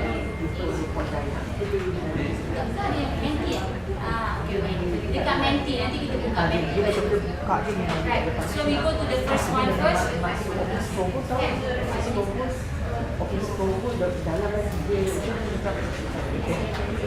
Bila awak masuk sini, awak dijumpa untuk pentadbiran SCL 1. Lepas tu baru lagi satu adalah so apakah perbezaan antara AL dan conventional? Think on your own first for 3 minutes, for 2 minutes. Lepas tu list tu tunjuk dekat kawan sebelah and discuss and come up with a better list, and then we can share.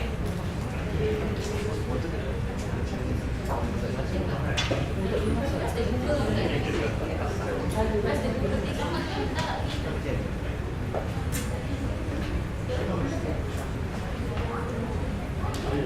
Apa kita rekod je sampai ni. So sebab ni 2 minutes.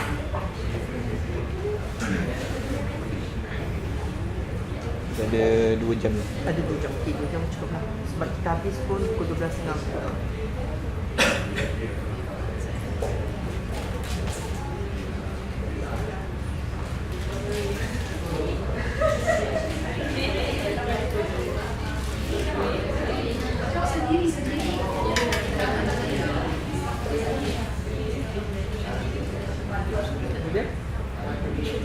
Okay, sahabat-sahabat sekalian, kita punya cara nak approach these questions adalah pertama, we think individually, maybe for 2 minutes.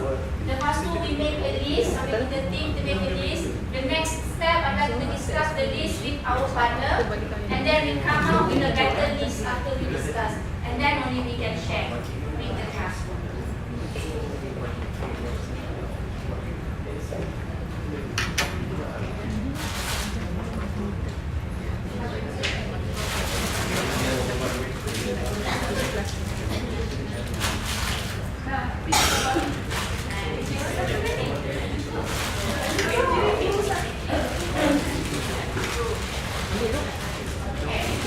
Maruku?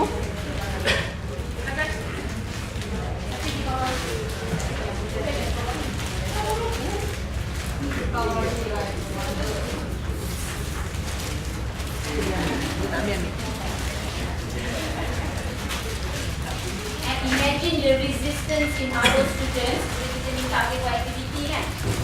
We do feel itu kan. Jadi kita nak break the ice inside us and actually involve in it.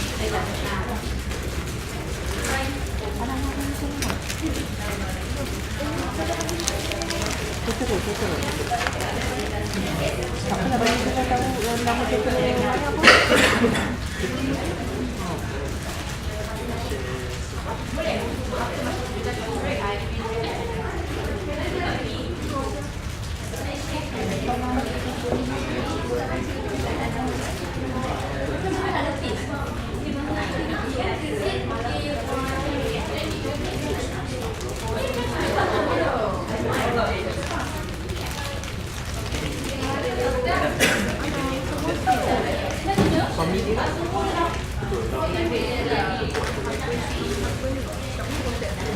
One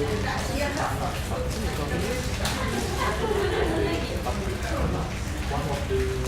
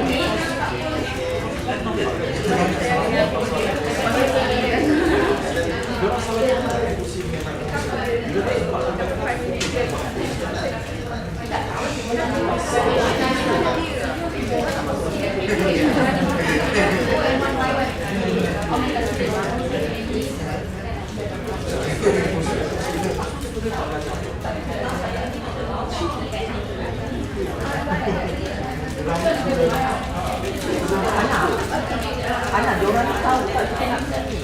Tahu dalam satu orang je. And then hari tu kat nombor 2 dia cari. Dah ya. Kita kena pegang dia. Husband dia kat. Okay. Kalau tak memang dia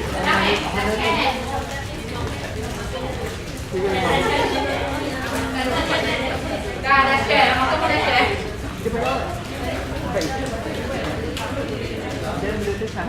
Okay, sekejap. Kita ada bagi satu saja. Boleh ke boleh? Okay, we start with the Trupos lah. Trupos, can you give us one differences between AL and conventional? Wait. tak ada tag. Ada sharing. Jangan pergi kacau benda ni macam okay, dah. Okay. Okay, Syah nak cakap. Jom kita bagi fokus kat Syah. Untuk yang biasanya lah yang kita belajar sebelum ni banyak lebih kurang dalam kita dalam puluhan punya staff kan. So bila kita belajar tu, bila lecturer ni masuk yang untuk local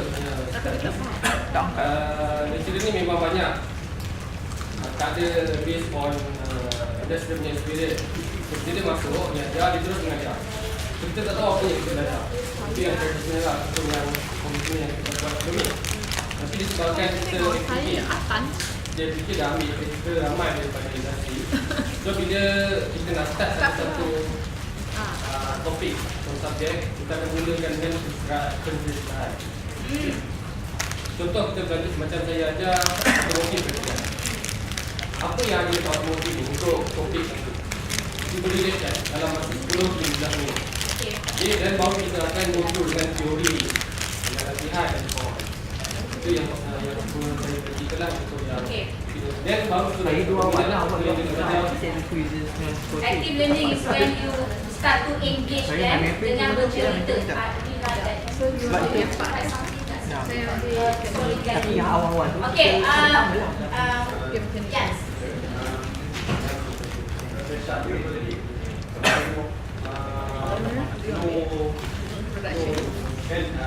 Kalau biasa punya training Cikgu ada experience, cikgu cerita, Kita ada story. dah faham. Okay.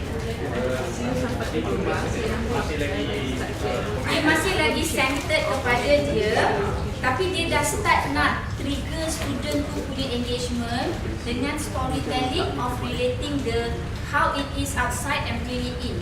Belum lagi dia akan cerita, nanti you akan buka untuk engagement student yang ask the questions, and then they will keep the conversation two ways. Macam tadi, macam aku sebut tadi, kebanyakan pensyarah bila masuk dia terus start on the theory, dam theory, and then dia terganga lah bila tak ada relationship ni. Dia tak trigger the curiosity inside of the student. So new one, active learning, active learning and conventional learning, instead of kita just down the theory, we aktifkan dia, masih lagi teacher centered, tapi dia tengah nak engage dalam dia punya lecture dengan bagi penceritaan. And FYI, my dear friends, storytelling metaphor, storytelling adalah salah satu cara yang sangat efektif untuk beri learning. If you can create story, if you realize before this, I like to macam cerita profesor yang pandai dengan nelayan, because dalam tu ada sebenarnya yang kita nak sampaikan. But we tell storytelling kenapa? Because manusia secara fitrahnya, when you say I want to share with you a story, literally what happened to you? You dah relax kan? Ada cerita lah, and they trigger the happiness tu. Nak dengar lah. You want to. Sama juga buat with I treat the students like my kids lah, most of them. Kita share the story. We share the story. Ambil pengajaran orang lain ke, ambil pengalaman orang lain ke. Yeah. When you share the story, you start to bagi dia turunkan dia punya guard. What is it? Guard down, off guard lah. You enter their subconscious. Dia dah masuk ke level yang storytelling. Okay. Boleh Good. So active learning tadi macam good, ambil question tanya. So tadi bercerita masih lagi pensyarah di depan and tell the story. The difference now is the pensyarah is creating a story, the way dia deliver dengan createkan pengalaman dia, and the student try to engage, and mulalah dia spark that lampu. Okay. Thank you. Okay. Anyone want to share what's the difference between AL dengan conventional? Lah tak dengar suara Fahmi. Fahmi lah. Fahmi kan? Ada ingat. Okay, dia Fahmi mana? Trooper ke ada dua alam? Saya trooper. Oh, trooper. Okay. Dia main different. Dia kalau AL dia lebih efektif dengan proses learning tu, dan lebih menyeronokkan sebenarnya. Kalau betul-betul kena dengan teknik yang betul, dia lebih ceria lah kelas tu daripada konvensional punya teknik. Konvensional agak mandom lagi. Mandom lah. So, Fahmi kata tadi, active learning dia punya kalau dengan teknik yang betul, kalau dengan teknik yang betul, it becomes exciting, happy. Student pun nak go itu. Jadi kita pun jadi macam student kan, we play with the student, kita jadi join sekali membawa. Sini kan aku tadi bawa air, sikit macam nak contoh. Okay, so active learning, kita establish happy with the right techniques. Kita tak nak happy without learning anything Kita become the clown nanti. We do the entertainment. Sana saya tak dalam video ni lah. Sudah gelak-gelak, spark tinggi, tapi bila exam tengok pun kita pun terkejut. Kenapa tak dibawa? Below di sini. Okay, yang lupa, kita nak share. Apa beza ni rasa yang paling ketara sekali lah active learning. Kita boleh enhance soft skills. Yang ini kriteria kan?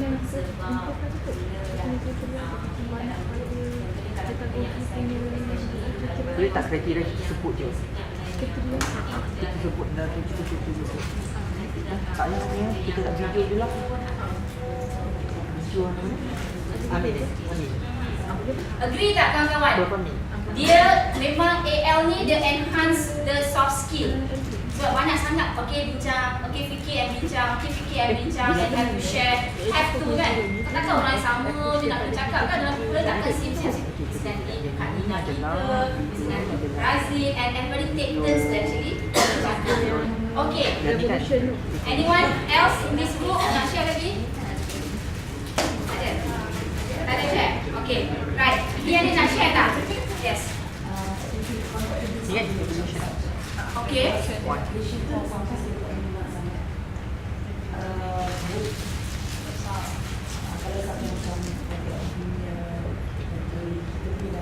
Okay.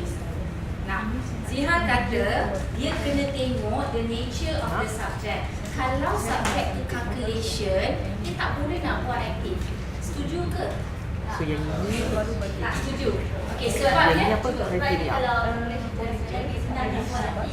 Jadi aktiviti nanti kan, ini aktiviti yang awak kan mesti ada buat. So jadi ini kriteria nak letak kat program ini kan.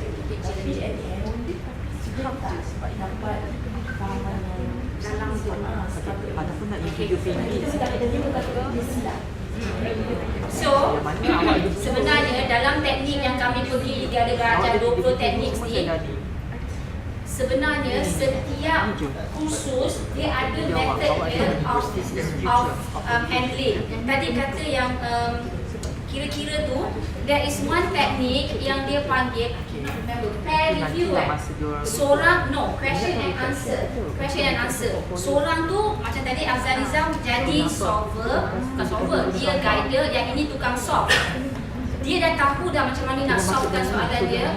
Dia tengok Amirul jawab step by step. Bila Amirul start, dia akan tanya Amirul, X tambah ni betul ke? Jadi you rasa kenapa dia macam tu? So dia tukang trigger.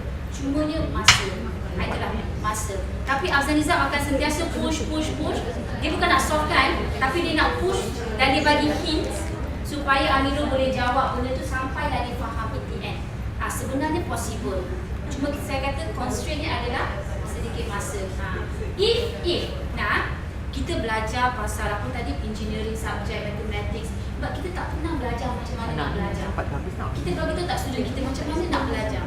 If you teach your students how to think critically, you bagi masalah tadi tu, bagi satu contoh macam mana dia dah trigger, dah program tu dalam diri dia, next time dia encounter the problem, dia know how to think critically. Kita kata kita nak menilai student punya communication skill. Masuk kelas kita bagi tahu tak dia macam mana tu effective communication. So we never consciously teach them how. That is why my beloved lecturers of FTK, kalaulah kita punya subjek next semester tu kena leadership ke, critical thinking, problem solving ke, kita buat sedikit homework macam mana sebenarnya nak buat benda-benda ni, and we can share to the students. Paling senang communication skill. Suruh dia speak up, suruh dia pandang 4 penjuru, 10 second, engage. So benda-benda macam tu kan, walaupun nanti dia kena tulis jawapan dia pun sebenarnya communication skill, but you tell them consciously how to do effective communication. Kita semua kena, kita adalah crew, we are the agent to make the unconscious conscious. Boleh? Okay kan? Okay, now last one before we go. Mana tadi? Yang Mentimeter. Kita pergi break for 15 minutes. Sebelum tu, ada tak apa-apa soalan, one burning question before break? You guys can type it out, code yang sama. Type je dekat you punya phone. Lepas tu you can go for break and come back by 12:15.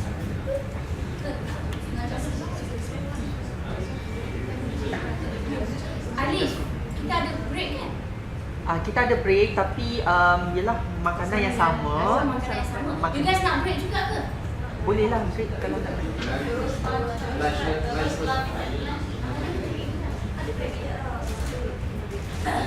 Makanan makan. Okay, sorry, there's only breakfast. Yang benda yang sama akan dibawa untuk minum pagi and ada tengah hari, betul? Kita ada tengah hari, kita ada petang. Minum petang. Mungkin nanti 15 minutes break boleh lah ya. So do this now. After you post your questions, you can go for break and come back. Kita agree at one time. 12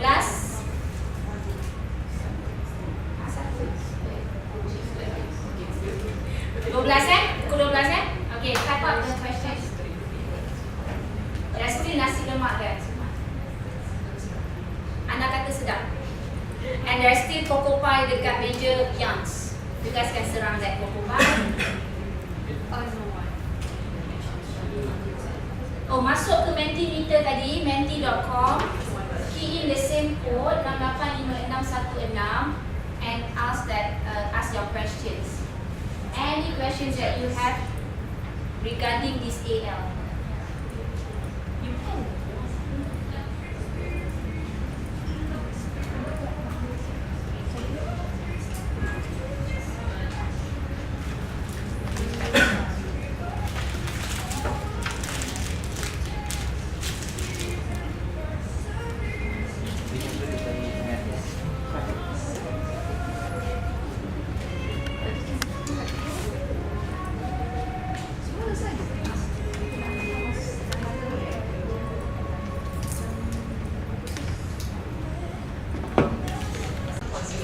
So dah tulis lah, dia kena tulis sebab.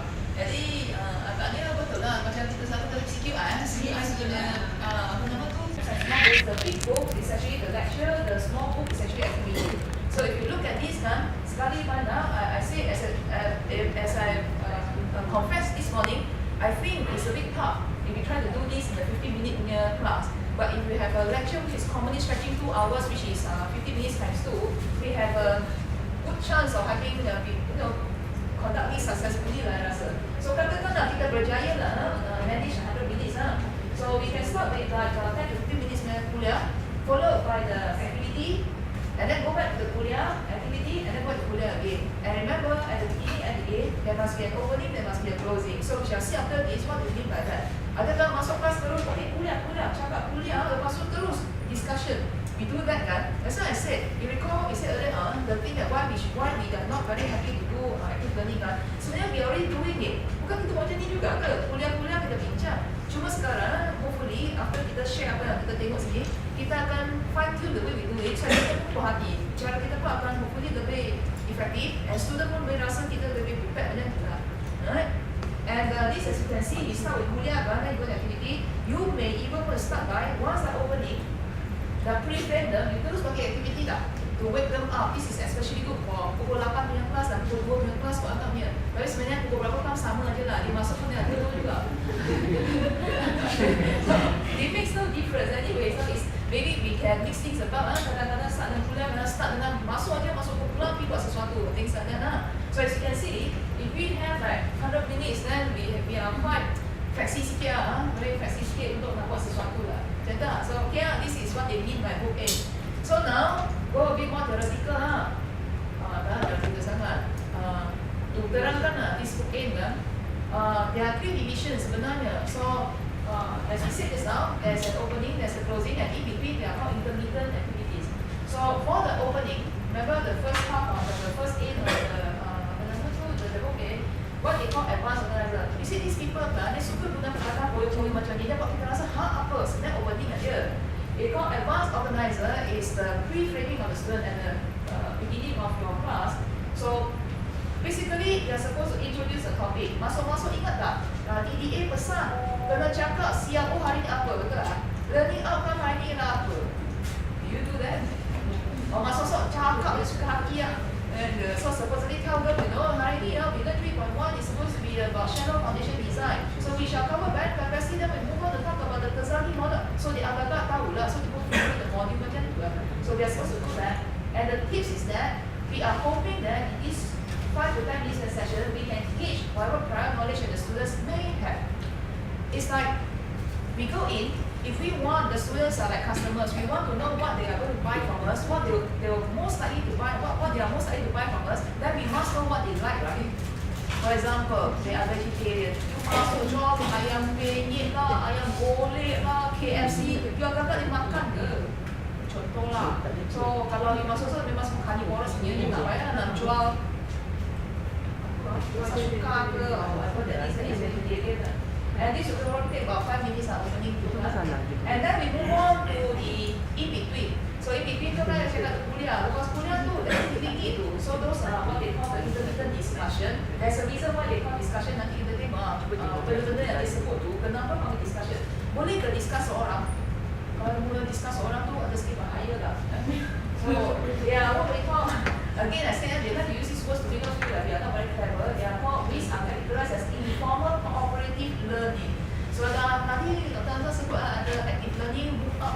collaborative learning. Up another level, cooperative learning. Sama-sama up is PBL, remember?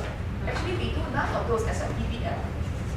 Am I right? Kita kan baru audit kita kan gembira. Siapa biar semua angkat tangan, semua subjek yang apa core disiplin semua ada PBL, betul lah. And then semua complain. Setiap subjek pun nak PBL mati lah, dia memang tak baik tidur lah. So maybe we after this sharing session, hopefully we can all sit down and think for ourselves whether we should be doing so much of PBL or not. And this is supposedly repeated every time. Please remember that punya tinggi in between and little thing books. And finally, before we leave the class, kita bye macam tu keluar, kena halo, dengar. Apa hari ni telah belajar, bye macam tu semua orang keluar, don't know what is happening. We know some classes, you recall lah, sometimes in class when we were students, ada lecturer yang masuk, dia pun tak tahu, dia pun senyap, dia pun tak tahu bila dia masuk, tiba-tiba dia bercakap, oh okay, tulis, tiba-tiba dia dah keluar. Dia pun tak tahu dia dah keluar, especially kelas yang ramai-ramai tu, di dewan kuliah, betul tak? No, okay, sorry. So when it's done, they call it closure focus discussion. Bukan closure je tau, benar fokus. Kalau hari cakap pasal shallow foundation, jangan tiba-tiba hujung tu lah cakap pasal deep foundation pun.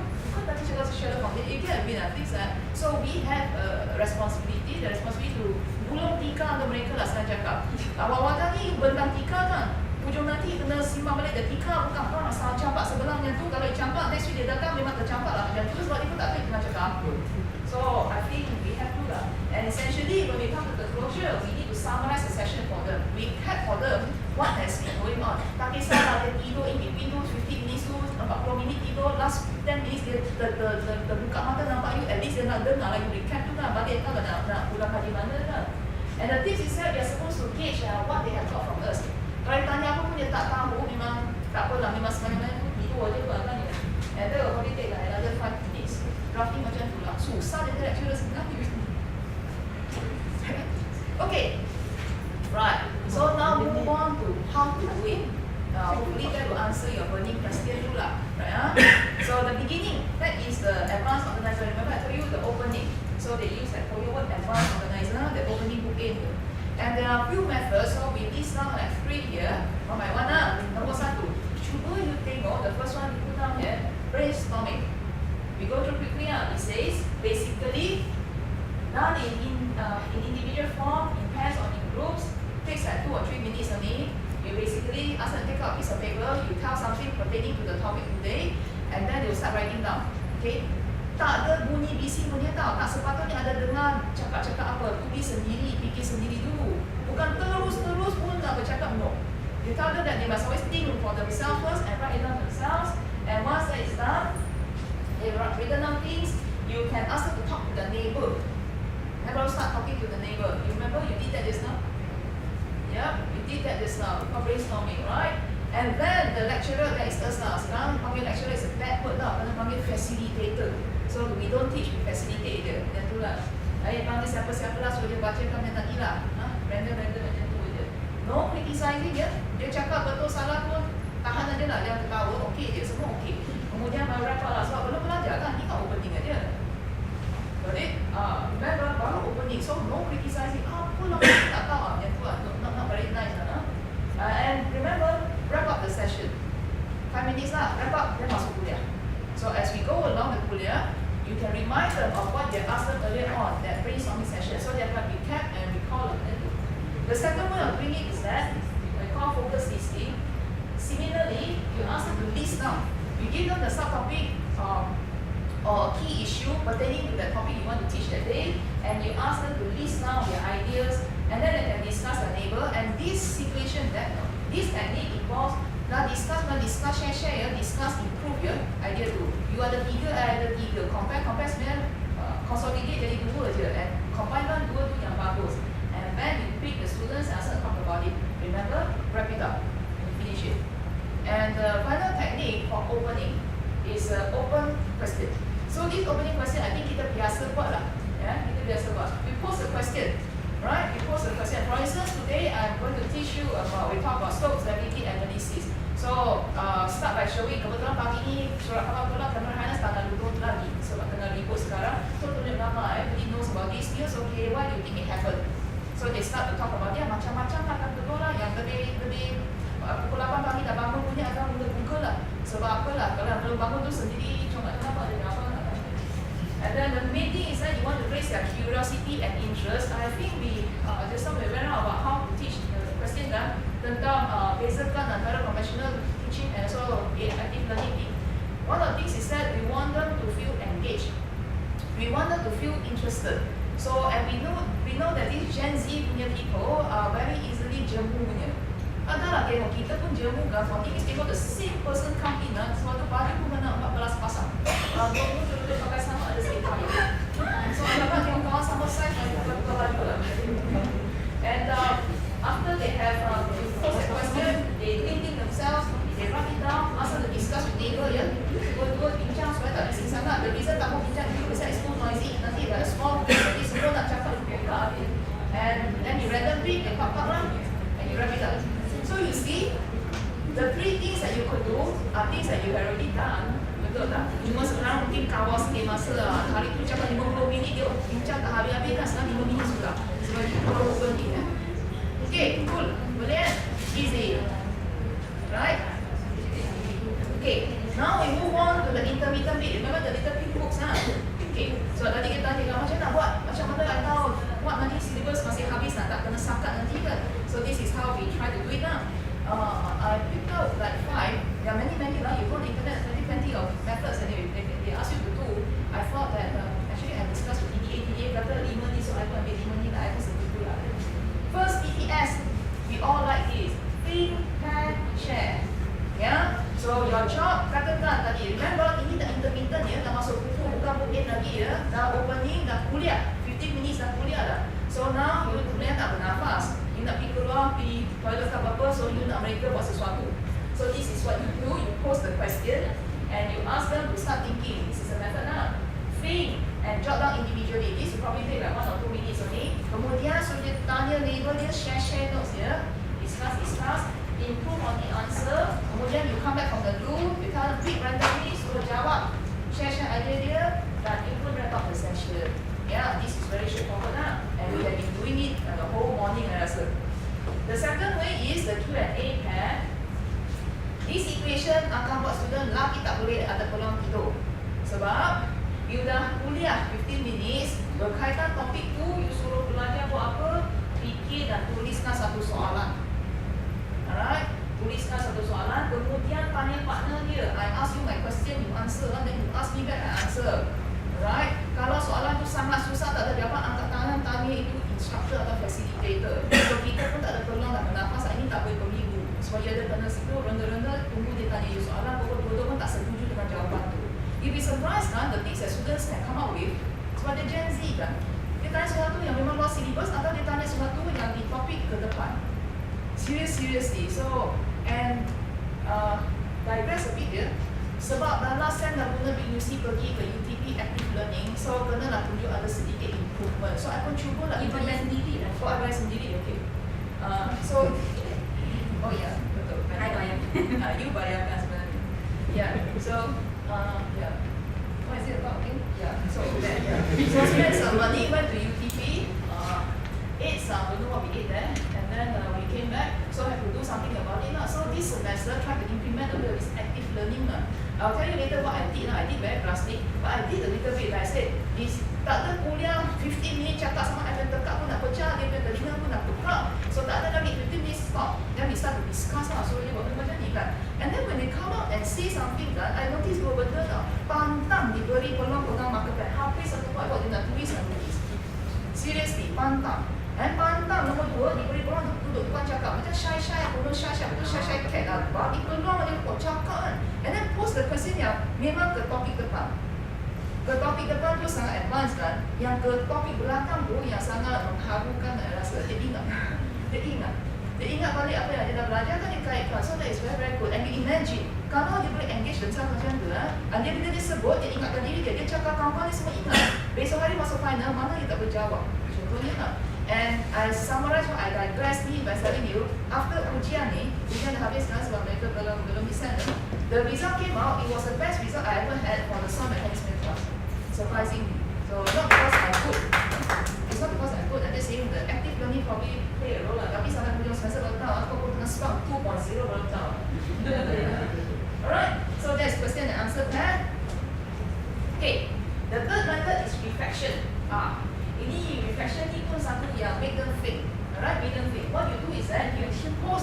questions, and you want them to reflect on what they have learned previously. Again, remember, dah kuliah 15 minit dah, tadi ingat tak? So you sengaja tinggalkan nombor-nombor dalam kuliah you, contohnya, and then you make them think. Alright, you make them think, and then we'll probably take 2 or 3 minutes kita nak fikir, so 1, 2, 3 minit lah. And ask them to write down what they can relate that with the new thing they learned today and the few applications and how can they learn this the best way. Certain things very difficult kan? Contohnya,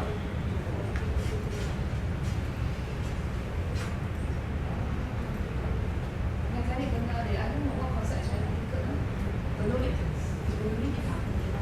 Contohnya lah, maybe students find that the Bernoulli material is very difficult to understand, right?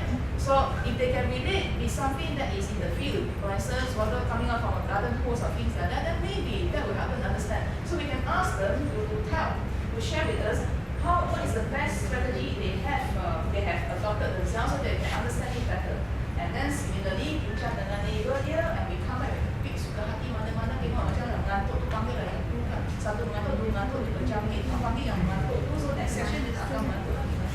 And then you wrap up. The fourth method is not taking tests. Ini pun buat dia captain, keeping them on their toes. Belum apa-apa kan, dah opening kan. Nak start 15 minit kuliah, pair up ya semua orang. Tell them, in 15 minutes time when I finish this subtopic, I'm going to check your notes. So sambil dengar kan ada modul kan, tak siksa sangat sebenarnya dalam miss apa dia cakap tengok modul kat tulis lah. Kesimpulan tak ada gelap kan. So dia kena take notes. And this is taking the notes throughout the lesson, take individually, yang bukan saling bincang-membincang, dan take notes, kemudian akan compare each other. Kemudian kita suka-suka boleh panggil, kalau tidak dia boleh tanya soalan, kalau dia tak berhati ke, tak certain ke, dan kita boleh tolong jawabkan. So you can see these notes taking punya kaedah is good. I think is good if we are teaching theory. I think if we are teaching theory, this will be helpful. To guide the students through by having their friends, their partner. And then the idea is that let's say like Chan ada tulis notes, I ada tulis my own notes, and then when we compare notes, kita tengok mana yang mungkin kita ada tertinggal, dia tambah, and mana yang dia tertinggal, dia tambah. So macam tadi yang kita buat tu kan, think individually, that is the spirit sebenarnya. All this active learning, it starts with you think individually first. Sebab dia kata student kita tak malas nak fikir, terus je nak jump into bercakap, go straight to the problems without think first. So kita nak suruh student kita think first. So tell them 1 minute, no minute, just think on your own first. And then you make a note or make a list. Lepas tu bercakap dengan kawan sebelah, share the list and come up with a better list. Sama lah, come up with better note. Kalau you kata any volunteer, nobody want to answer you punya questions. What you have to do is ask them to think first, step 1. Step 2, talk to your partner. Step 3, baru kita terus tanya dalam meja ni siapa nak share. Because idea dia adalah when they talk to their partner, they confident sikit dia punya point tu, dia dah cross check. So when we ask for opinion or suggestion, dia orang akan katakan I want to improve. So that's how we promote the active learning. Get them paired up. Bila dah bercakap, dah comfortable, we can go and ask dia orang lah to share. Okay. And this, somebody was asking, macam tak berapa sesuai active learning to calculation ya? Some say yes, some say no. So this is one technique. It's called TAPS. Think aloud, pair problem solving, and we reckon that this could be helpful if we are trying to do a solve problem in a calculation punya cara soalan. So what you do is that you pair up the student again. Satu pair sudah dengan ramai-ramai isi, right? And one is assigned as a problem solver, katakan namanya A, yang the other one is a listener. Yeah.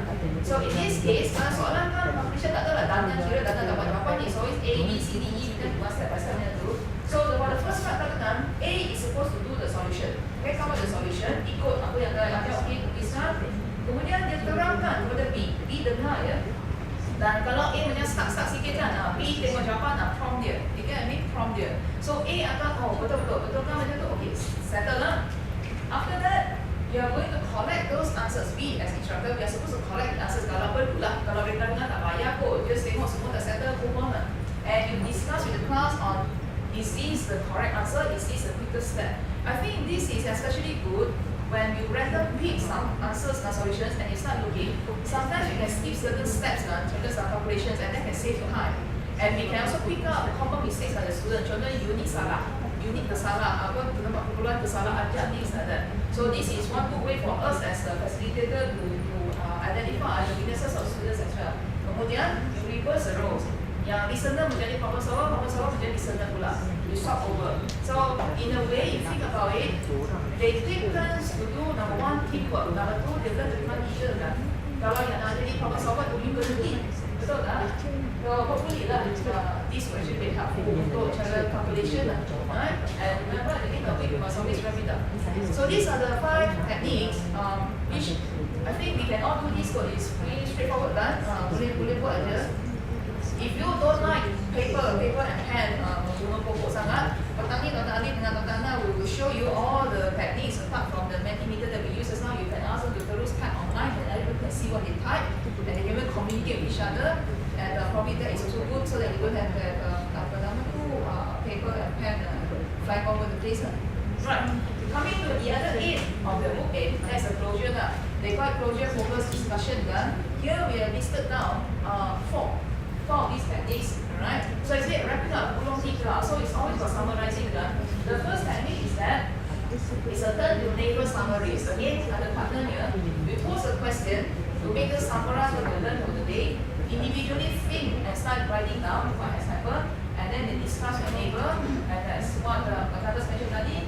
Improve on their notes, combinekan dua menjadikan satu yang lebih sempurna, and then we random pick, cakap apa jawapan ni macam tu, uji di mana perlu uji, tegur di mana perlu tegur, betulkan di mana perlu tegur, and you can see that common mistake punya. Budak punya salah faham tu satu, bukan seorang salah faham, hampir separuh kelas salah faham yang sama, so kita highlightkan. So benda tu everybody gets enlightened, and then you leave the class feeling happy. Remember, our job, wrap up the session. Bukan okay, baca random pick, okay, bye. Dia pun tak tahu apa sebenarnya, betul tak summary apa hari ni kan. So we have a job to wrap it up for them. The next method is a 2-minute paper. If you got time, you got plenty of time, you may want to do this. You make the students write down, spend 2 to 3 minutes, write down summary. I don't know, macam tulis abstract kot, 200 perkataan. Apa you belajar hari ini, tuliskan, kemudian submit. Ini kita sibuk lah. Hantar kita baca satu-satu pula.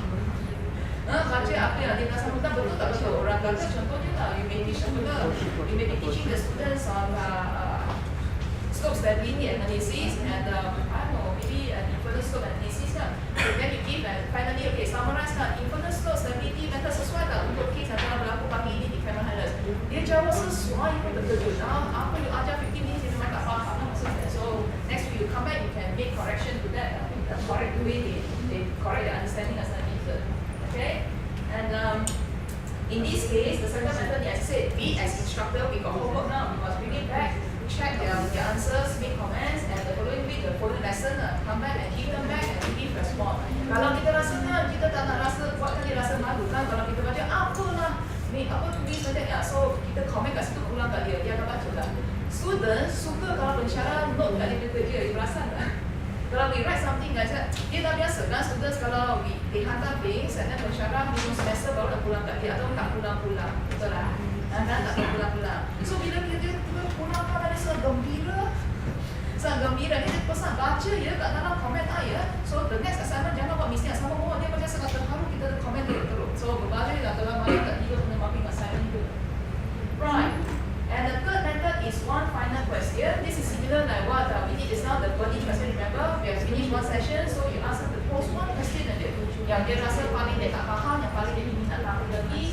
And again, you can make them do individually or in class. Again, you can improve it if they did it individually, initially, compare with each other, tambah baik, and random pick, discuss in class, come to a summary, wrap it up, kat. Boleh buat rumah ya.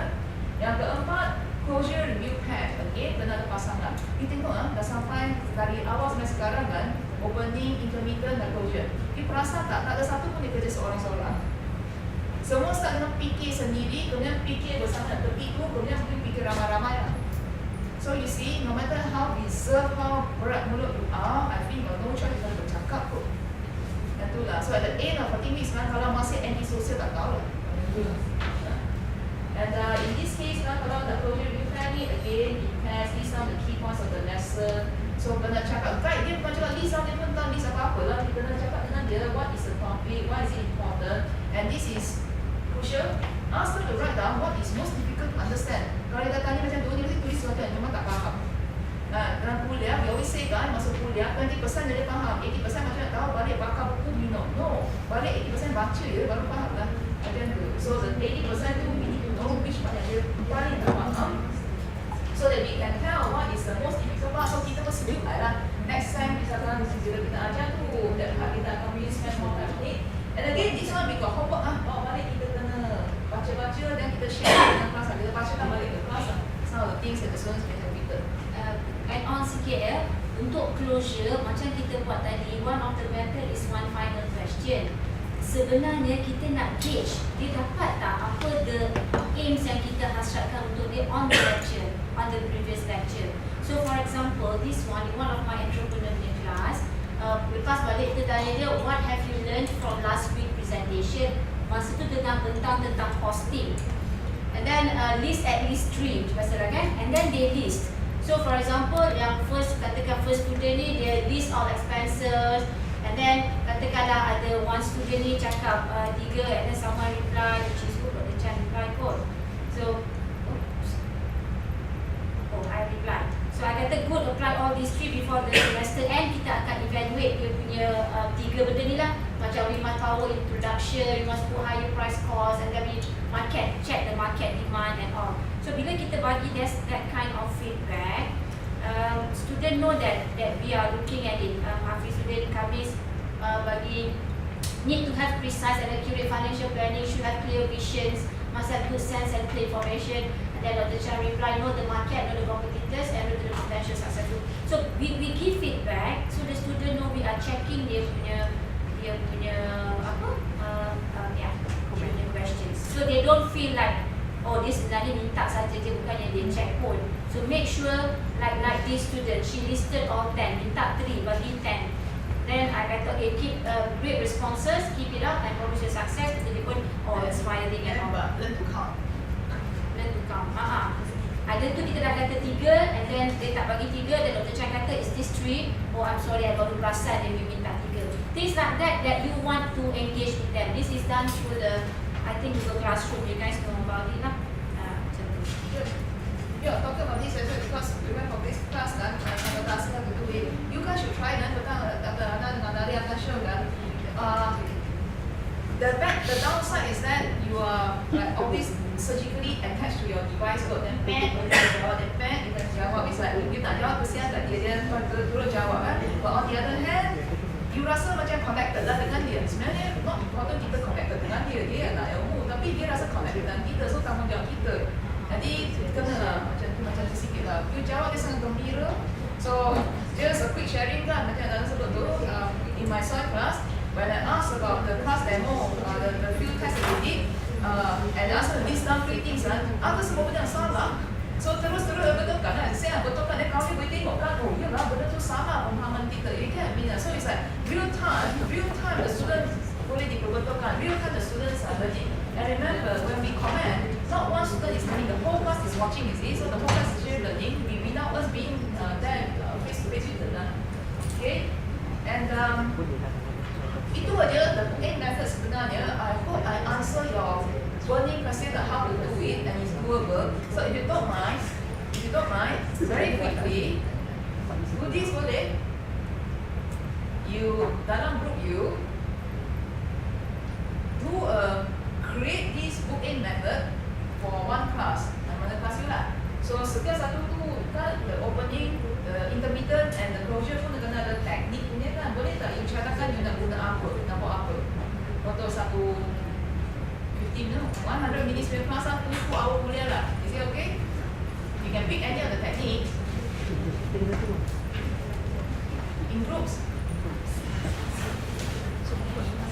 Boleh? You can take some of something. Apply lah.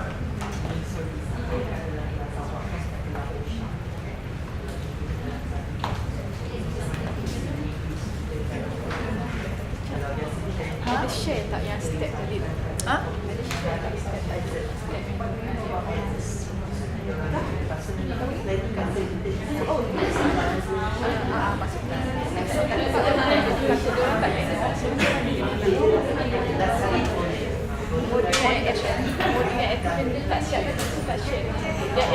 Share kat tadi lagi. Masuk ke classroom.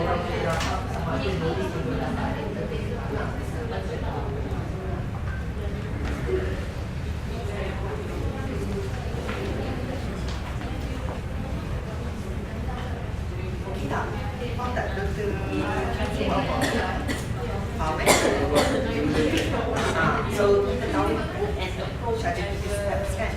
Satu, yang scoping, yang itu advance organizer. Yang kedua adalah kita discussion yang kat tengah-tengah kan. So setiap teknik yang dia present tadi tu ada buat satu contoh kelas kelas awal. Mana bini pertama nak buat apa? Contohnya untuk advance organizer apa yang orang nak buat, guna apa, approach apa.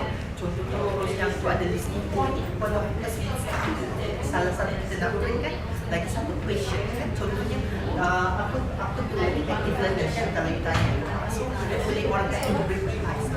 Sebenarnya yang kedua bila nak buat orang kata macam pair and share ni kan, bila you buat group, ini soalan macam mana you nak buat, nak buat contohnya note checking ke, ataupun nak tanya orang kata just discussion ke, macam tu lah. And then last kali exposure, so just design lah method. Apa dah?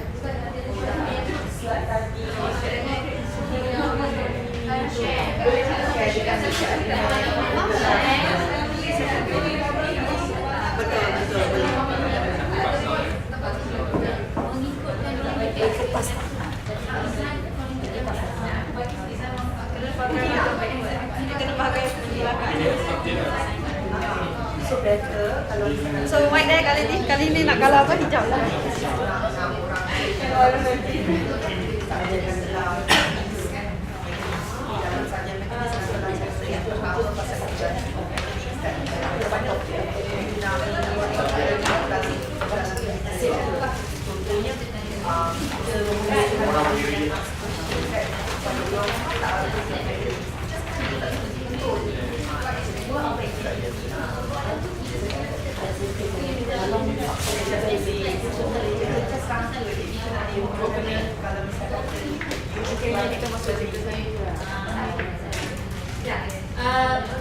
Sahabat-sahabat sekalian, because we are running out of time, boleh tak saya proceed dulu kepada my lecture. Lepas tu nanti aktiviti yang kita nak buat ni masuk dekat dalam yang second punya tu, because ada macam overlapping juga sikit. Boleh? So can I have your attention on just finishing up? Yeah, and Dr. Chan is forwarding the slides, both of the slides. Yeah, okay. Right. Now, so tadi we have been exposed on the how to, betul kan? So sebenarnya ada about 20 techniques daripada awal. I just sum up sikit daripada awal sampai akhir. Kasih gambar.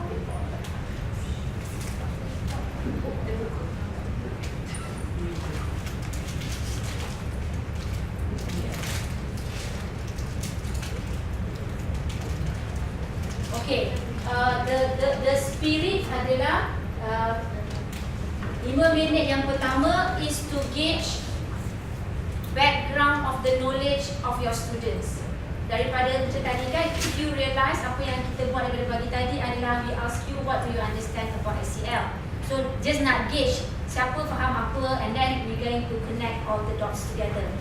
Itu adalah 5 minit yang pertama.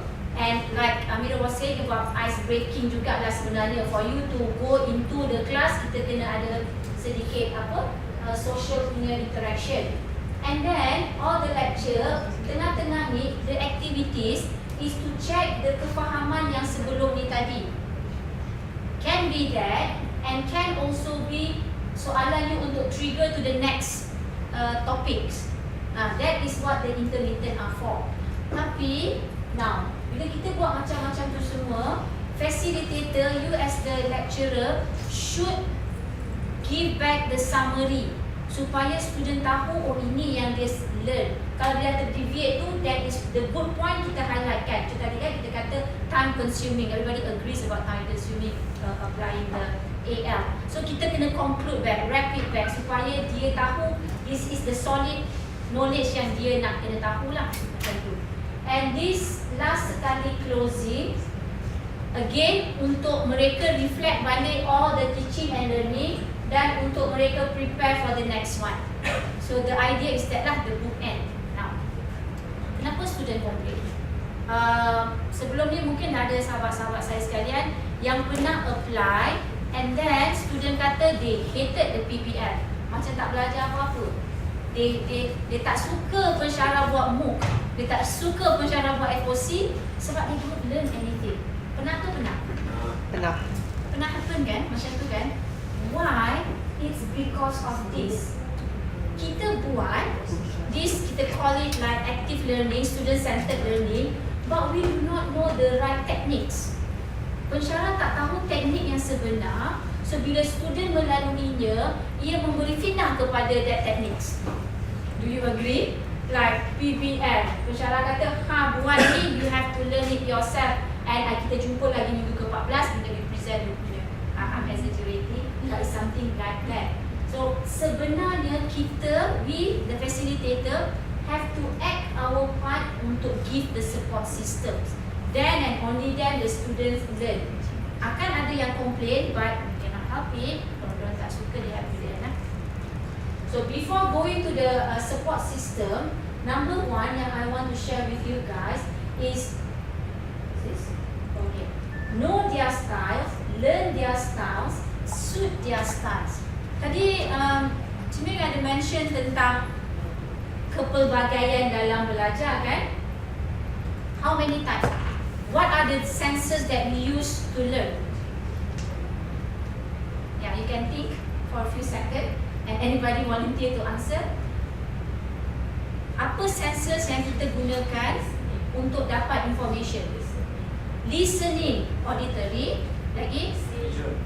Visual, seeing. Lagi? Speaking is still about auditory. Asking, also auditory. Lagi? Kinesthetic, doing things kan? Buat kan? And then maybe olfactory, apa yang you rasa, and olfactory is hidu kan? And G. So, kita semua tak lepas daripada itu because that is how we learn things. Daripada all these 5 elements, our deria, apa yang kita lihat, apa yang kita dengar, auditory, apa yang kita rasa, kinesthetic, this is hidu and this is rasa on the tongue. Then we learn something. Oh, this food is really nice. That's how we begin. Oh, tak suka lah makan benda ni. Oh, what? And then you know the boiling water is hot, you won't touch it anymore. That is how you learn. So daripada this backup, munculnya VAKAD. These are the way you and I, the students, learn to process the information. Katakan I bagi dekat Amirul something yang sangat-sangat lengthy, present dekat sini, Amirul lost it halfway lah. But if let's say I put something visual like this and I put colour some more, attract dia dan dia focus. 60% of us, 60% of the student learn by visual. Learn by visual. Ramai kan? Sebab tu kita, our slide has to, orang kata infografik kan? Sebab 60% adalah visual. Tetapi ada lagi 40% kan? Which is quite big number juga kan? 20% learn through auditory, listening. These are the type yang bila you cakap, dia akan dengar kepada what you are saying words by words. So eloklah kalau you pun training, bercakap point by point by point and play with your intonasi. Mana yang you rasa nak raise up the question tu, raise up your voice up. Mana yang statement go straight, mana yang dia ada di intonasi. So that is the visual. There's the auditory, 20% is auditory, 20% is about kinesthetic. These are the students yang, kan aku nak bagi example about, kalau orang tu visual, if you are the seller of the car, kan, kalau orang tu visual, you cakap dekat dia, look at the colour of the car. Cantik kan? And then you use that term kan? Cantik kan? You bawa pun I nampak full all the words kan? Dia yang dah visual ni lagi suka dan suka. Kalau dia auditory, you kata you buka pintu kereta and you bunyi kluk kluk, and then you start engine vroom vroom. You trigger dia punya auditory part. And then tutup pintu, dengar bunyi kluk, itu sangat nice. This kinesthetic, how do you want to engage orang yang kinesthetic ni? Dia nak jual kereta kat dia ni, macam mana dia nak engage tu? Exactly. Tak payah banyak cakap, bagi dia kunci. This car is very good, you will feel very comfortable driving it and nak drive. So you bagi dia bawa. And dia bawa, dia happy, you dah satisfied dia. The next one, this is AD. What is this? This is auditory digital. Ini adalah they make their own analysis dalaman.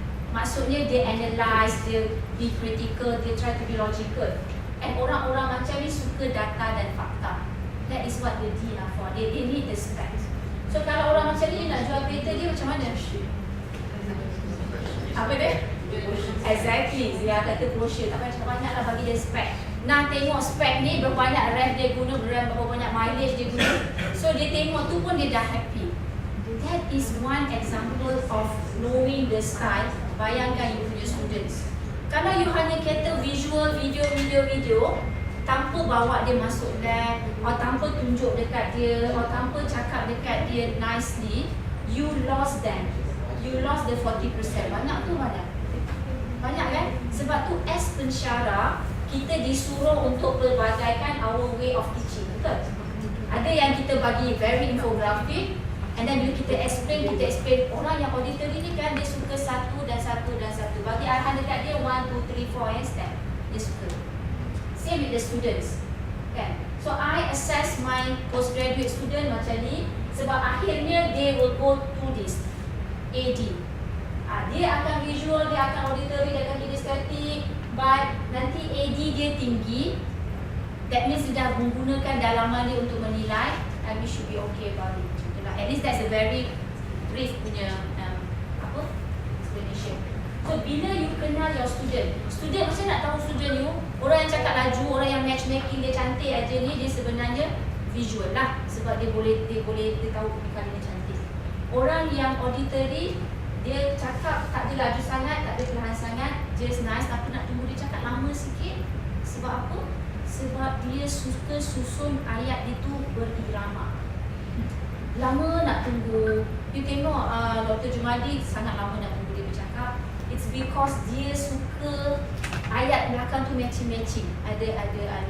Jadi kalau dia dah tahu student dia macam tu, tak adalah you tanya dia soalan, dia lambat nak jawab, you sergah dia. Apa lambat sangat? You auditory, you auditory sangat. You visual sangat visual. Dia slow you, terus sergah dia. Dah lah auditory takut dengan bunyi bising, dia tak suka. Dia suka calm, terus dia macam tersentak. Mana dia nak participate yang kelas? Example kan? So we have to know other people punya learning strategy and kita boleh tackle dia. And that's what we say that kalau teaching the preferred or unpreferred modes, kita dapat unbalanced kan?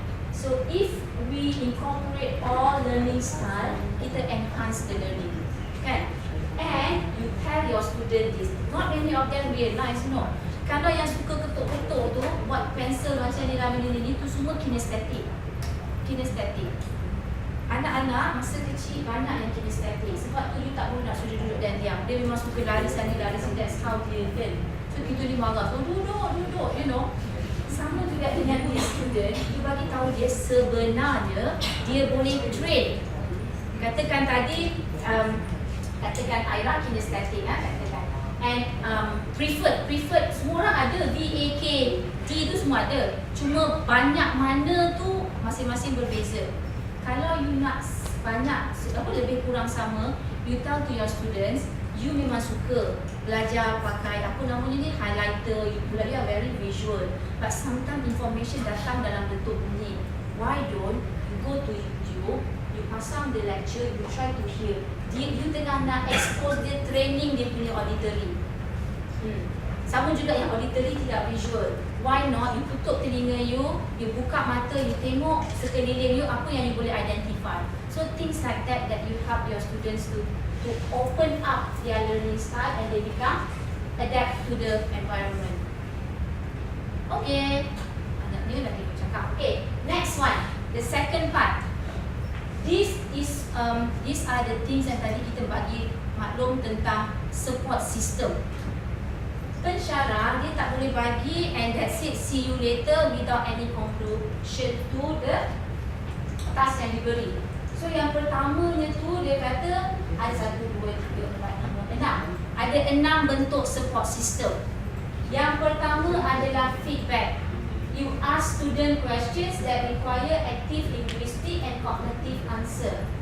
You faham tak ada tanya Mimi kan? Mimi, tadi yang kita dah belajar pasal how do you understand it? Kalau Mimi come up with ada 3 bahagian kan? Opening, intermittent and closing. So I understand dia dah understand dah that level. Then I tanya lagi dia, okay, what are the techniques? So Mimi akan try to explain which one would you prefer. When you ask question, then only you know dia boleh answer ke tidak. So kalau dia tak boleh answer, you assist dia. Assist bukan bagi jawapan. Assist where can we look for that answer to Dr. Chan punya slide lah. So giving hints, systematic approach to support. Yeah, macam dah tukar-tukar ni. Dah tukar. Alright. Mana tadi je Okay, who can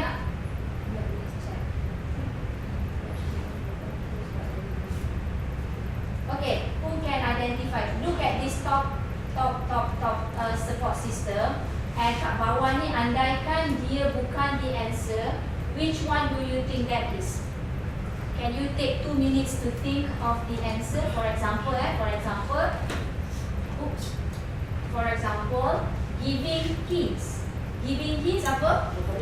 Exactly, provide clues, but deliberately exclude full solution. Okay, can we go on the next one? Modeling.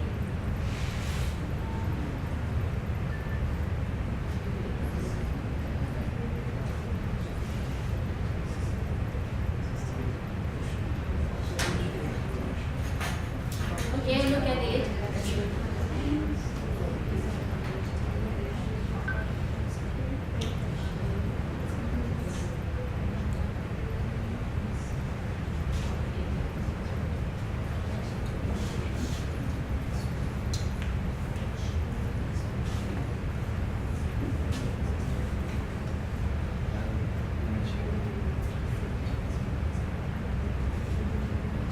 Okay. Dah. Nat macam mana saya tadi bila kita establish eye contact terus. Please. Okay, Nat, what do you think, Nat, of the first one? Feedback. What is the feedback?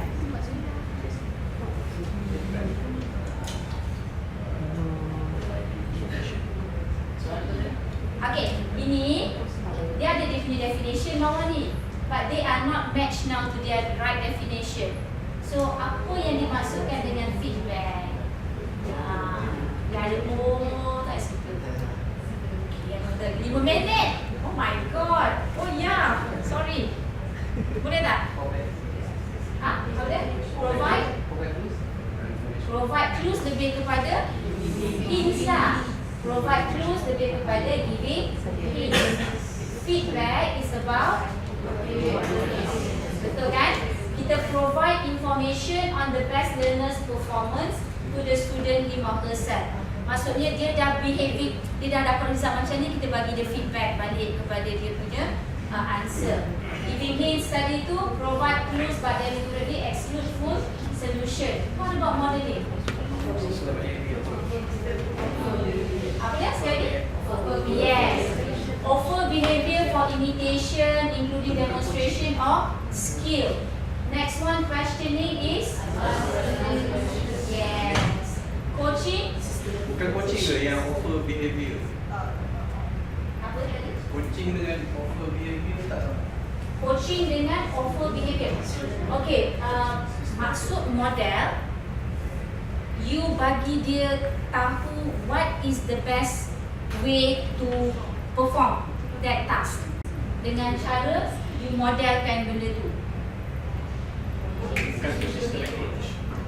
Systematic approach to support learner is scaffolding. Dia macam dia bagi sikit, dia nak buat that tinggi punya ni tapi dia bagi sikit, and then dia bagi lagi sikit way to do it tapi dia tak bagi solution.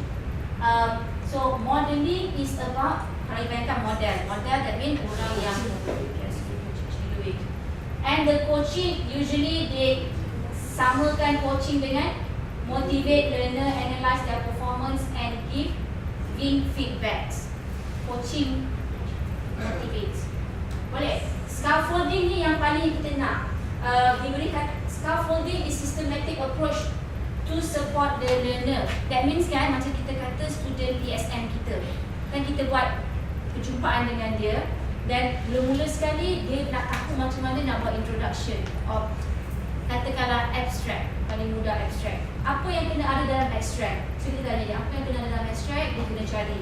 But we know that point. And then kita releasekan, ask the question sedikit-sedikit. So that is what we're saying about systematic approach to support the learner. Boleh ya? Okay, tak ada ni. So ini kena betulkan. I don't think I have the time for this. Tapi this is the most important part. Boleh ke boleh saya ambil lagi 5 minit? Okay, boleh. Terima kasih. Right. So kena ada support system before we go to this constructive alignment. Ada 3 triangle. The first one is what are the outcome that we want the student to get? How do we deliver to get the outcome, and how do we assess in order for the student to attain the outcome? Constructive alignment adalah apabila lecturer punya intention / sebenarnya learning outcome support the student activities and being close out with the assessment given to the student. So for example, ada 6 kan? Ada 6 cognitive level, C1, C2, C3, C4, C5 and C6. So kita punya cara kita deliver adalah kita tell them, show them, kita bagi lecture lah. And cara dia pula get that knowledge is through responding. Bila kita design tu kita minta dia respond for that low level of remembering. Tanya dia lah kan, ingat tak tadi Ana ada 3 bahagian dalam both ends. What are the bahagian Ana? The first one opening kan? Opening. Lepas tu tengah-tengah tu kan kita discussion. Lepas tu closure or closing. Itu remembering kan? So kita tanya balik, minta dia respond. So the second one is bila kita nak tahu dia punya understanding, kita deliver melalui demonstration, questioning, comparing, contrast. So dia pula kena explain, describe, restate, discuss and everything. So actually boleh baca kot kat sini. How we design our teaching activity and how they are learning. So these are the soalan yang kita kena jawab, kita kena jawab dia lah. Okay, demonstrate apa macam kita kata solve the questions of blah blah blah. So dia kena jawab that soalan. Okay, this is what lagi yang saya dan Dr. Chan punya task adalah why don't for next week punya kelas to the remaining of your PNP or teaching and learning, maybe ambil satu topik. Okay, ambil satu topik and what is the outcome yang you nak for that student, for that topic. Ada subtopik dia kan. And then what is your activity? What is the facilitator activity to make sure dia dapat apa yang kita setkan dia tadi itulah. And then what are the student activities and how do you assess them? Saya tak sempat nak masuk kepada summative and formative assessment. Faham tak apa summative assessment? Summative assessment adalah semua markah yang membawa kepada markah akhir. Okay, dan dikira. Formative assessment, macam tadi yang I tanya you guys all this, but tak masuk dalam final, itu hanyalah formative for you to understand more, for you to engage more. So it doesn't mean dia dikira, dia degraded lah. Okay, boleh Now, that is your task lah. So, habis lah. That's it.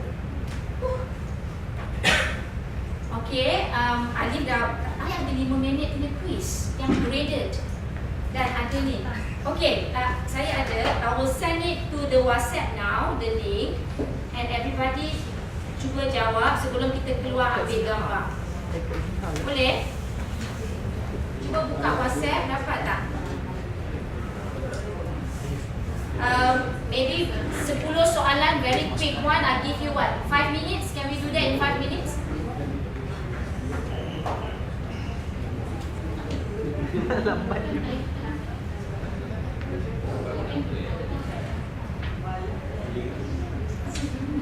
Boleh tak sis? Boleh tak masuk that Google link? This one? Oh, Google Drive.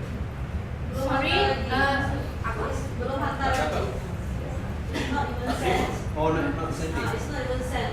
Refresh your Wi-Fi. Why is it not sending?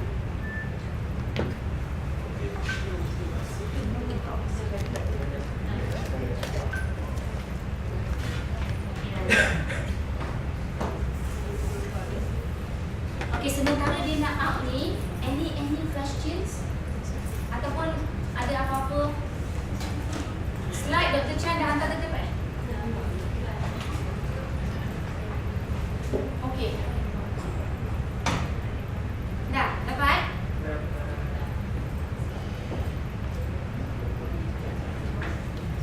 Some ada yang tanya soalan tadi tentang effectiveness kan? We are trying to get it macam sebelum ni buat tapi unconsciously buat. Jadi kita tak perasan yang dia punya attainment. Tapi Dr. Chan memang dia buat and dia check. This is the first time yang kelas dia average on the first test dapat higher marks than before. And we know she's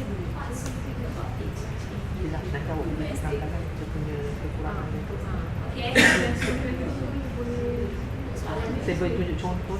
Saya rasa sayangnya saya boleh cakap contohnya kita boleh dapat FTK of the proses lebih mudah kalau buat secara objektif sebenarnya dan itu rasa itu susah. So jadinya Ali, kita nak ambil gambar kat mana?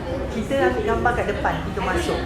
Kita kalau boleh sebelum makan kejap kita ambil. Sebelum makan, baik? Sabar kejap lagi asam pedas ada. Quiz ni arahan pertama answer on your own. Bincang lah dia. Think individually. Saja. It's just a quiz. It's just a quiz tapi orang dapat hadiah. Ada orang dapat bookends. Tengok. Bestnya Bu N, I pernah. Apa ni?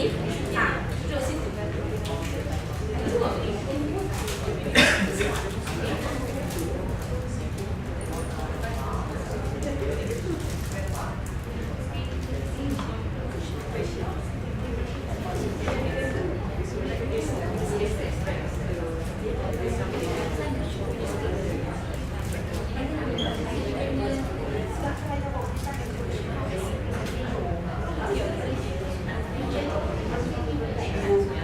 Orang submit ke? Belum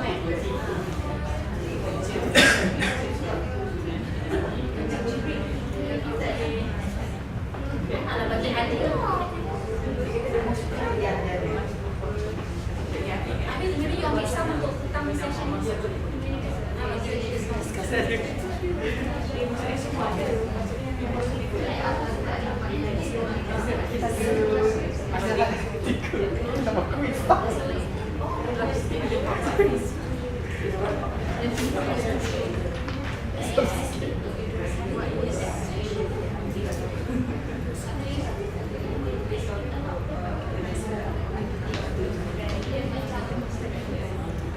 Buat ni dia janji.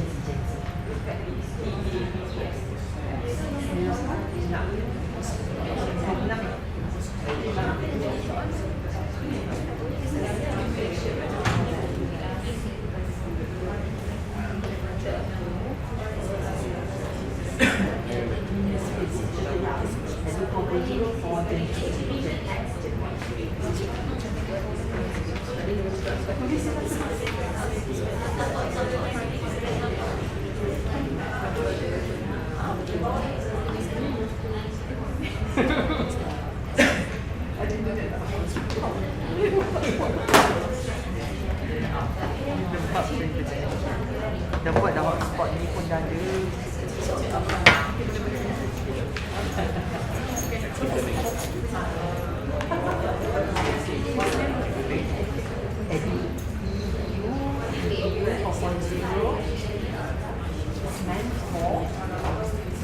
Okay, dah ada yang hantar.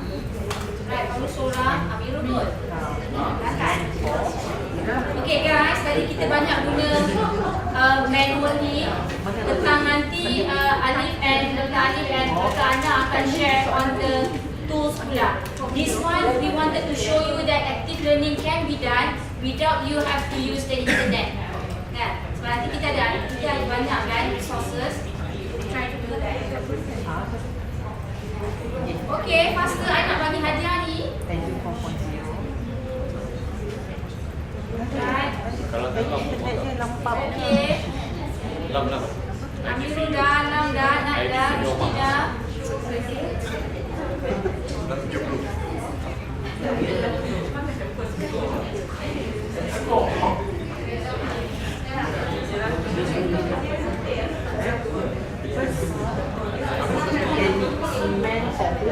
Okay, sip. Aku kena eksklusif ni. Dia memang. Si masih menang. Kayak kita dah menang kan. Apa sih sudah dapat yang ni. Once again.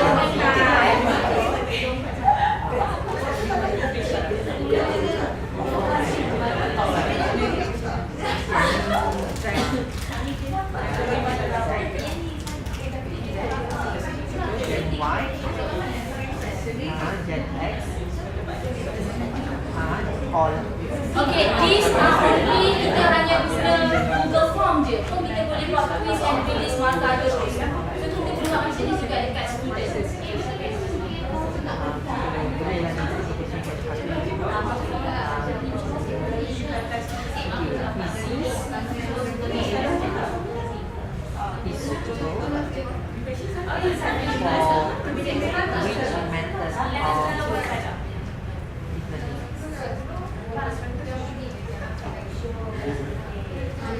So range 70 to 90, ada 16 responses.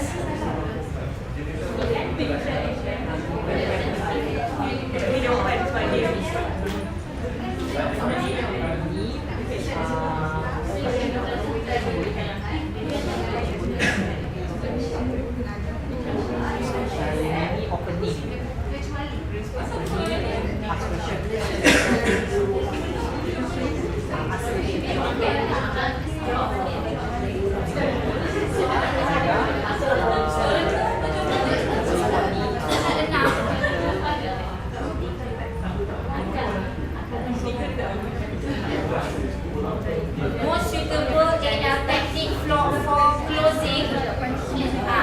Soalan 6 ada 2 jawapan. Kalau you kalau jawab dulu salah tu tak dapat lah, dia either or lah. Kalau you pilih reflection pun betul.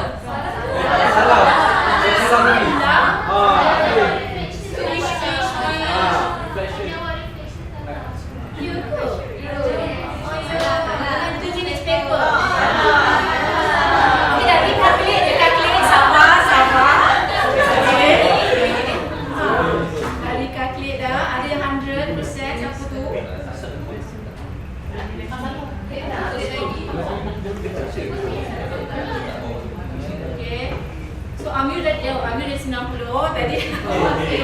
Sim jadi 100. Aku dia tak puas hati. Sim. Okay. What is 30? Okay. Orang dah. Aira pun 100. All Okay.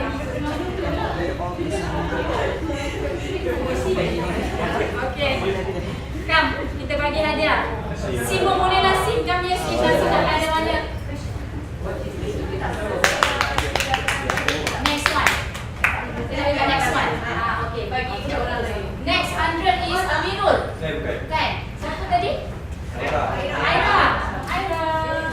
Come here.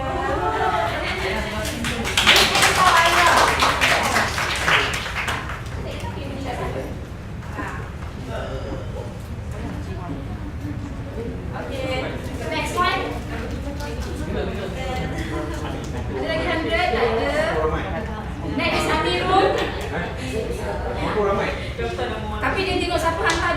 Yang boleh tengok masa tu. Okay. Plus sebab dia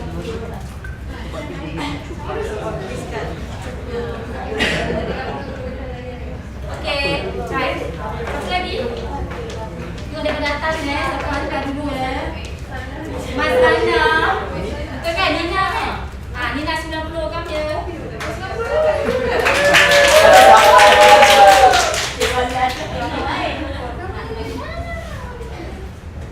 Tak nak baca tu apa yang cakap tu? Apa ni? Buku nota? Manual. Okay, ready? 1, 2, 3. Alright. Ada lagi one last one.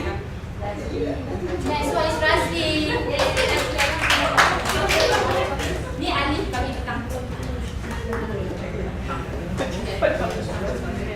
Ali tu ada hadiah tak petang? Tak ada. 1, 2, 3.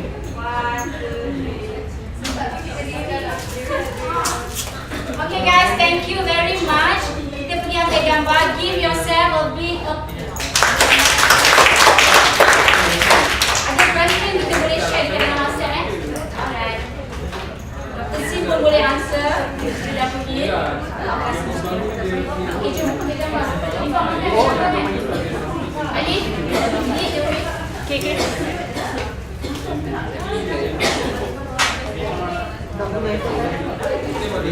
So by the way, you guys, I hanya guna 2 je. The first one is Mentimeter, the second one is Google Form. I see je, macam-macam boleh buat dekat Google Form. One of it is quizzes lah. Okay. Okay, jom. Terima kasih.